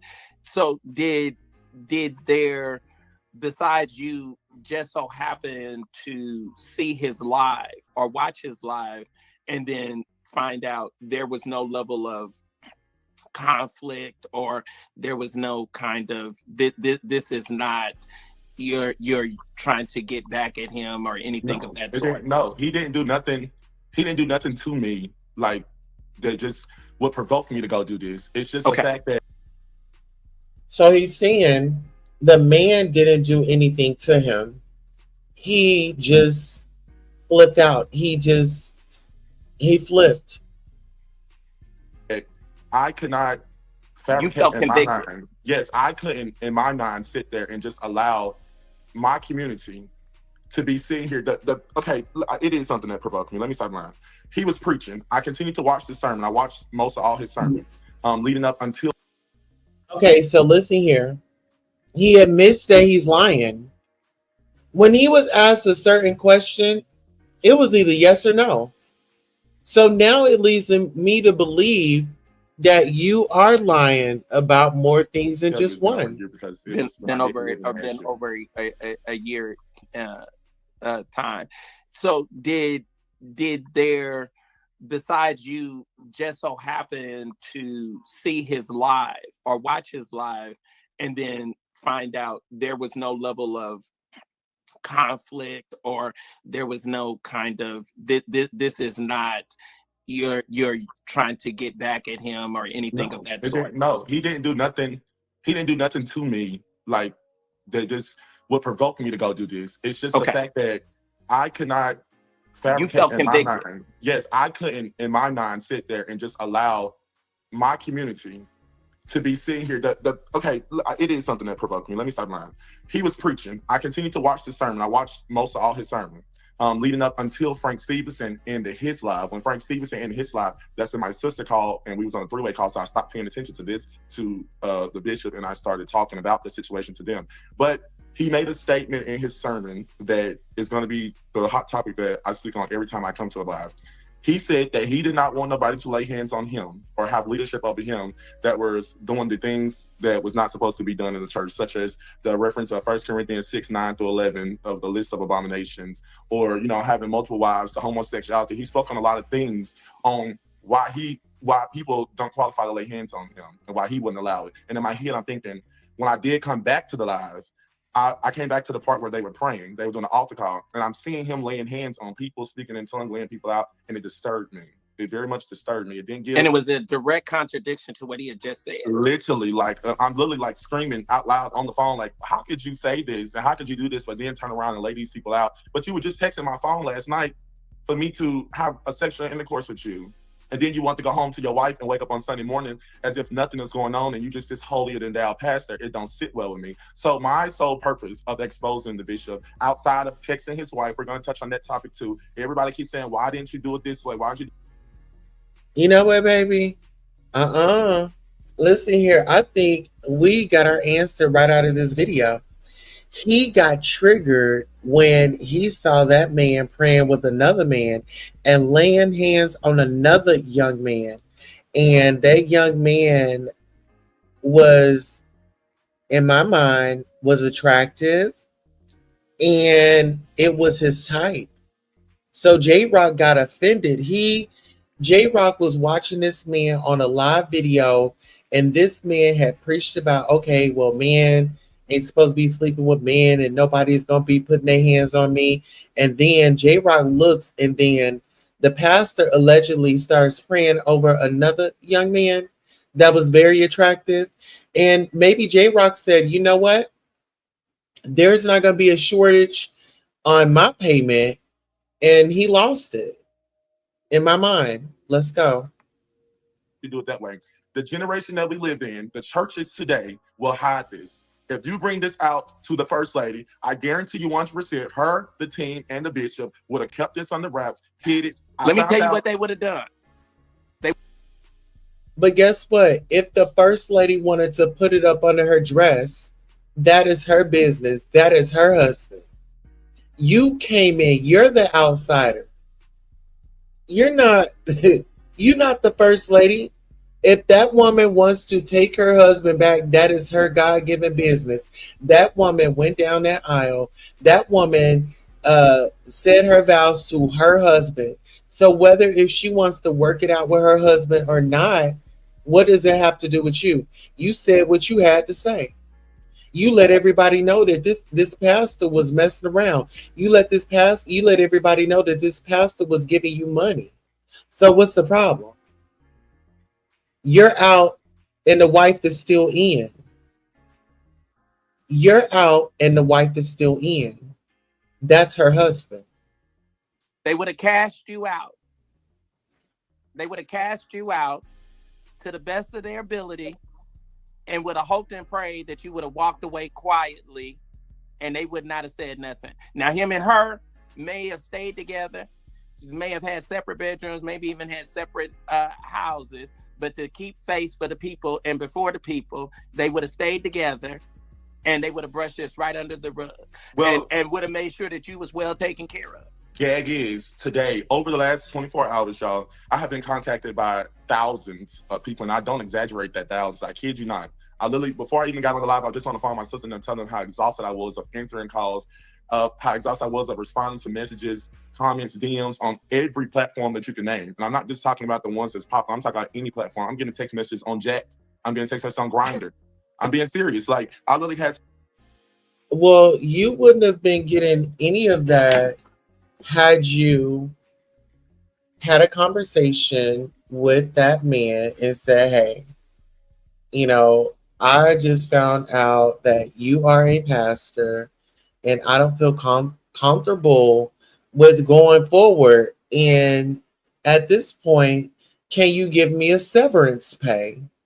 Can you give me a severance pay to where I don't talk about you, you don't talk about any experiences that you've had with me, and we can go on about our business? See, it's not what you do, it's how you do it. And you've got your sister, your cousin, and everybody in your ear. You don't have nobody in your ear to say, you know, like, let's just go talk to a professional. Because that's what I would have told you, is let's talk to a professional about this. Let's not go online, because I want you to still have your dignity and your respect. I want you to have the feeling of doing something right. I know we haven't always done things right in our life. Let's let this be the first step to doing something right in our life. That's what I would have told this young man. He's 25. He feels untouchable. Let's go. I can show y'all. I just had somebody texting me on Jack, asking me, I promise God, why did you expose that pastor? Somebody literally just texted me that, and y'all think it's a joke. I kid you not. Why you expose that pastor? Somebody literally just texted that to me before I got on the live. So it's bigger than what we think. It deserves to be out. It deserves to be told around the world. The churches that we are going to today, they would have covered this up. I was told today, this is where I was getting at. I was told today by multiple different sources that the bishop was actually outed 6 years ago at the church. And literally, they say that he got up on the stage and addressed this situation and was like, oh, they say I like booty, or they say that I like butt. And just basically, they say he ran across the stage and just brushed it off as if he was laughing. And they said the wife knew. So now in my head, from what I also was told, the wife came from nothing. And he was the saving grace of the wife. And because of who the wife's family is, she's a part of a very popular church family out here. he got ranked up, and now he got ranked up to bishop, through her family in Nashville. So to me, the reason why she's not gonna speak out, the reason why I didn't just do it to the wife in certain situations like this, the congregation deserved to know that their pastor was undercover and doing the things that he was preaching against. And Sam Franklin could have said no better. We, as the preachers, y'all have got to stop preaching selective sins and preach, give us Jesus. Give me Jesus. Don't have me come to your church and you preaching this type of sin, but then when we leave service, I run into you at the club and you're doing exactly what you just told us not to do and what we couldn't make it into heaven by doing. And not just doing it, but he was a paying customer. A paying customer, yes. He was a paying client, so he knew and was willing. So what William McCrae just pointed out was that this pastor was a paying customer. So there were services being sold to him. Were they legal? Let's get into it. To put good money behind making sure that he secured your services. Proceed. Also, a statement was made by the church 17 hours ago, by the assistant pastor, armor bearer, whatever they want to call themselves. The same person who also was alleged to be having sex with him. Also, he basically made a statement about how the enemy was coming to take over the church, The bishop made a statement yesterday saying, report and block, we're doing kingdom business. Usually when they post their flyers and stuff, they put a code out there. You know, when you do Zoom calls, you guys type in the code to get in the call. Well, today they didn't give out the code to the whole entire world. What they did is say, you have to DM us to get the code. Like I told people, they want to try to do it control. Yeah. Yes, they're trying to control it because I'm going to come to everything that is open to the public. Sunday, I will be at the church. I'm not gonna lie to nobody. I will be in attendance to the church because just as much as the United States right now, we all want to know what's going to happen on Sunday. We all want to know what's going to be the bishop's response to what's going on, because your response needs to be the truth. Because enough truth is that I posted nothing but proof. I got your car in my mom's Airbnb garage when I was telling you parked in the wrong location. Now, I do not agree with him showing up to the church. I do not agree with him showing up to the church. Send a friend to the church to be your eyes and ears, even if they have to FaceTime you in church. But I would suggest that you don't show up to the church because now you've alerted them. This man, I wouldn't be surprised if he have security officers and you are met with a trespass. You have been trespassed from here. Yeah. I mean, you went viral and it seems like they can get you for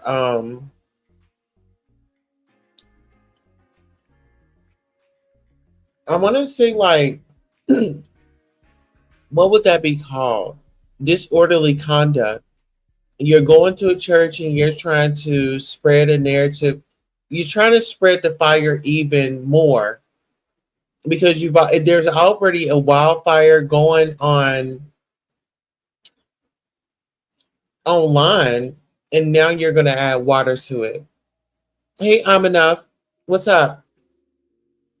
All right, let's take a listen. You need to scoot up. I got nothing but concrete evidence to back up all of my claims. And I'm not going to say allegedly anything because, bitch, I'm not alleging nothing. I know what happened. I was there. Right. Like I said to the wife online, if you go bend your husband over on the couch, I can give you every spot, wrinkle, and blemish on his butt. And we can confirm that way if you want me to.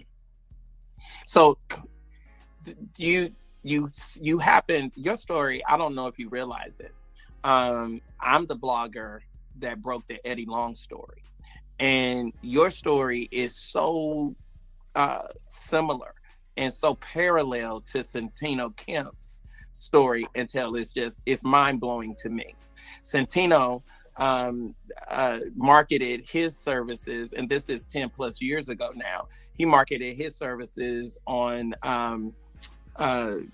Craigslist, and he was hit up by Dick Tracy. Had no conniption of a clue that Dick Tracy was Eddie Long. Had no idea that his client, Dick Tracy, was actually Bishop Eddie Long. Just so happened to come to Atlanta and just so happened to be at a friend's house and a clip from the news came up, and guess who he saw? Much like you, J-Rock, he saw his client, Dick Tracy, on the screen, and his government name, Bishop Eddie Lee Long. Moving or pressing forward, how do you are a church boy? I'm just, how did you become or get into this line of work? If I have to be completely honest with you, being raised by the authentic church people can be harsh to PKs for real. No shade to nobody. And I know I might say that and people might not understand that. When you get raised in a certain aspect of not being able to go out with friends, not being able to listen to certain music, not being able to go to the mall, you can't attend any parties. And I was the child out of my mama's 8 children that was a daddy's boy. So everywhere my dad went, everywhere he traveled and preached, I was with him. You could have called me my dad's armor bearer and I didn't have the title. That was me. Right. And out of all of my 8 siblings, I am one of the only ones that still are in church. The rest of my siblings go here and there, but I'm the one that I go to church consistently. I don't miss services. Anybody, even when I'm out, I kid you not, even when I'm out filming porn, like say if somebody fly me out to film with them, I'm going to make it to a church service on Sunday. That's like I went to Vision Cathedral Atlanta and I walked in their church and somebody in the bathroom while I was peeing, using the restroom, came up to me and started talking to me about how much they enjoyed watching my porn. It very much disturbed me. I left the church and I never returned. Because when I go to church, I don't want to go to church and you condone in the sins that I'm doing. And I'm coming here trying to get free from the sins. And no shade to nobody. There is people out there that do sins that want to be delivered. And it's just like a habit. It's just, to me, it's a habit that I can't break. Being a gay man, homosexual, the amount of money that I make from these certain things, it causes me not to be able to break the habit, right? So I just want people in the church to be more cautious. I am going to push until I can't push no more. I'm calling for the resignation of the bishop. I think he should resign because if we all are church people, we know what Titus talks about. And if I'm not mistaken, it's in Titus. It gives you a list of, or either 2nd or 1 Timothy, it gives you a list of the qualifications to be a bishop and a deacon. Right. And currently, you qualify to be none. The most you qualify to be is the usher in the church, if that. So with that being said, I don't think he should continue to lead the people. I don't think until he can clear himself, and not even just clear himself. The Bible also says that we must confess our sins one to another. If he's a real man, I think he should get on the pulpit when he does get up there, and I think he should address the situation and be real with himself. Bishop needs to live in his truth. This allegation is not nothing you can bounce back from. The proof that it's not an allegation. It's not an allegation if you're saying and you have irrefutable proof that he was a paying client of yours, and that's no longer an allegation. It would be an allegation if a third party was saying it. Right. You know this firsthand. That it is coming. What do you, as a son of the church, as a son of a church, what do you say to these such things? What do you say to the person that is that is viewing, and they're gonna say, oh, okay, this is why I don't go to church right now. This is, that's gonna come up with those kind of rhetoric and that kind of excuse. What is your response to that? That's a topic and a statement that has been made so many times over the last 24 hours. I tell people, don't just look at the church in a bad manner. Look at the individual. Because the church is not where the hurt is coming from. It's the individuals in the church. Stop allowing your depiction of the church to be based off of certain people's situations. Now, in my situation, I did it for the fact of his congregation, not the whole world to say, oh, this is why I don't go to church, because there are leaders that actually lead the pack and actually do, and they walk in what they preach. They talk, what they talk is what they do. And we have a lot of those in Nashville, and that's why I never made it to his church, because I have churches that I go to each and every Sunday, and his church is never one that was mentioned for me to attend. When my dad died, leading up to my dad's death, my dad had cancer, colon cancer. And leading up to my dad's death, we all knew that the church was dwindling. Most of us was only at the church because of my dad, him being a leader. We didn't like certain leaders in the church, and as one of his kids, once he died, it opened up a broader aspect for me. I began to branch off and do everything that I wasn't supposed to do. I was also in the military, so when my dad died, I was just coming home from the military. And when I went to the military, I was 17. To go based off of that, back to that question that you asked me. When I left the military, when I went to the military, I was 17. I got out of the military due to some issues with health and disability, things like that. I am a paid veteran, but I got out the military and I came home to my dad being sick, and he died just months later. And on his deathbed, he would give instructions on where he wanted the kids to go. None of my siblings, he did not give instructions to all of my siblings because he knew everybody was not going to walk in what he said. But the instruction he gave me was to go to San Franklin's church. I'm the only child that he gave that instruction to because he knew I was going to be the only child to stay in the church. And from the moment I went to San Franklin Church, I had nothing but real loyal leadership. And when I say loyal leadership, I mean a leader that's going to hold you accountable and be real to you. Just like yesterday when she did the interview with us, and she came up to speak, she tapped into me, and she also tapped into others, and she let them know I don't condone what J-Rock did.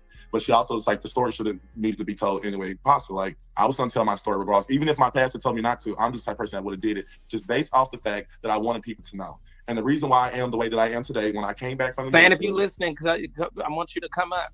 The reason why I am the way that I am today is because when I came back, when I left the military, when I left for the military, I was still a child. When I came back from the military, I was an adult and I was on my own now. And I was no longer in mama and daddy home.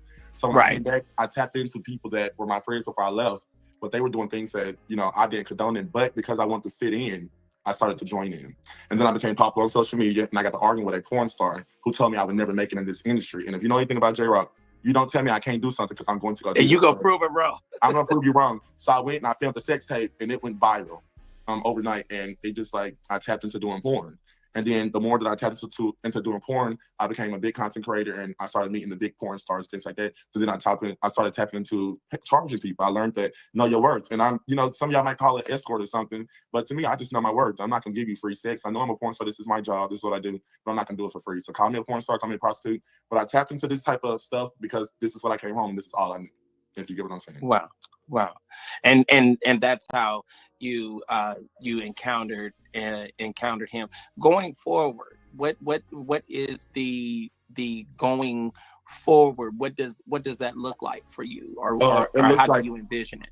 I want to advocate, and I want to start pushing for people to come forward in their churches. I want the church to go back to the old days where the church was actually holy. People wasn't scared to come to church. People wasn't afraid. People knew their leadership, things like that. I want the leaders to start being held accountable. I don't care if you're a mega church leader or a small church leader. We need to start holding those accountable that is held accountable for our souls, because their job is to, gain our souls to Christ, to, get us closer to Jesus and get us saved. And how can you get me saved if you're not saved? It doesn't work like that. What would you say to the critic that will say, how do you want that, or for that to be for him and not somewhat the same for yourself? I'm not. How do you want him to have a level of accountability? Because what if he does on Sunday? What if he does repent? What and say that this was something that I've struggled with, just as it's something that you struggle with, just like I have my levels of struggles, and we all have things that we are dealing with. What would you then say to that? Well, in my aspect, we're in two different positions. I'm holding myself accountable. I'm confessing my sins to y'all. I'm telling y'all, I'm living in my truth, regardless of how anybody feels. In the bishop's case, the bishop is living a double life. The Bible talks about that. You can't be a leader living a double life. You can't be lukewarm in the body of Christ. No shade. Even though the Bible does say he reigns on the just and the unjust, you just can't do this. You can't do it. So to me, even if the bishop went and repented on Sunday, this wouldn't be the first time that the bishop repented and did this. Because if you go watch his sermons, hey, they do communion, they do repentance prayers and things like that. That's not doing nothing. You need to be held accountable. You need to step down. The bishop needs to resign from his position and do his first works over again, like the Bible says. Go on, get yourself together, and when you mingle and twinkle with the Lord and get yourself together, then you come back and lead people to Christ. I'm not trying to lead people to Christ. No shade to nobody. Right. That's just not. I'm not. Me and the bishop don't have the same job. I'm confessing to you that I'm a porn star and I'm a sinner. The bishop is not. The bishop is telling you to go report and block, and he's still doing the kingdom's business. That's just the difference. Well, listen here. I'm going to host a panel today on some of the topics that we discussed. Listen here. It is 5:31 a.m. and that is Central Time. Today is Thursday, June the 26th of 2025. I want to thank you all for stopping by and letting me get you through your work. And before we take off, we'll do a daily devotion and we'll head on up out of here. The blessing of loving others. We are called to love others as Jesus loves us, even when they are unkind. Excuse me. If we responded simply out of our natural impulses, we would probably be nice when people were kind to us. At other times, though, we could be very angry or hurtful. Yet Jesus teaches us to love even when those around us are uncivil. He lived out what he taught. Jesus loved us enough to die on the cross for us while we are still sinners. Out of gratitude for what he did and in reliance on the Lord's strength, we, his followers, should love others. While it's hard to respond to unkindness with love, doing so can lead to blessing. First, because the Father is pleased with us, this should bring us joy, peace, and a sense of contentment. We also ought to feel excitement and anticipation to watch how the Lord will honor our obedience. And finally, we'll have an awareness that the Holy Spirit is working from within, enabling divine love to flow through lives that are yielded to Him. John 13:35 tells of an important benefit. Jesus said, "By this, all men will know that you are my disciples, if you have love for one another." Treating others as we want to be treated is what builds deep, satisfying connections all people desire. So think about the people you come in contact with throughout the week and treat them the way Jesus would, with love. On that note, I want to thank you all so much. And off to Queen City you go. So long.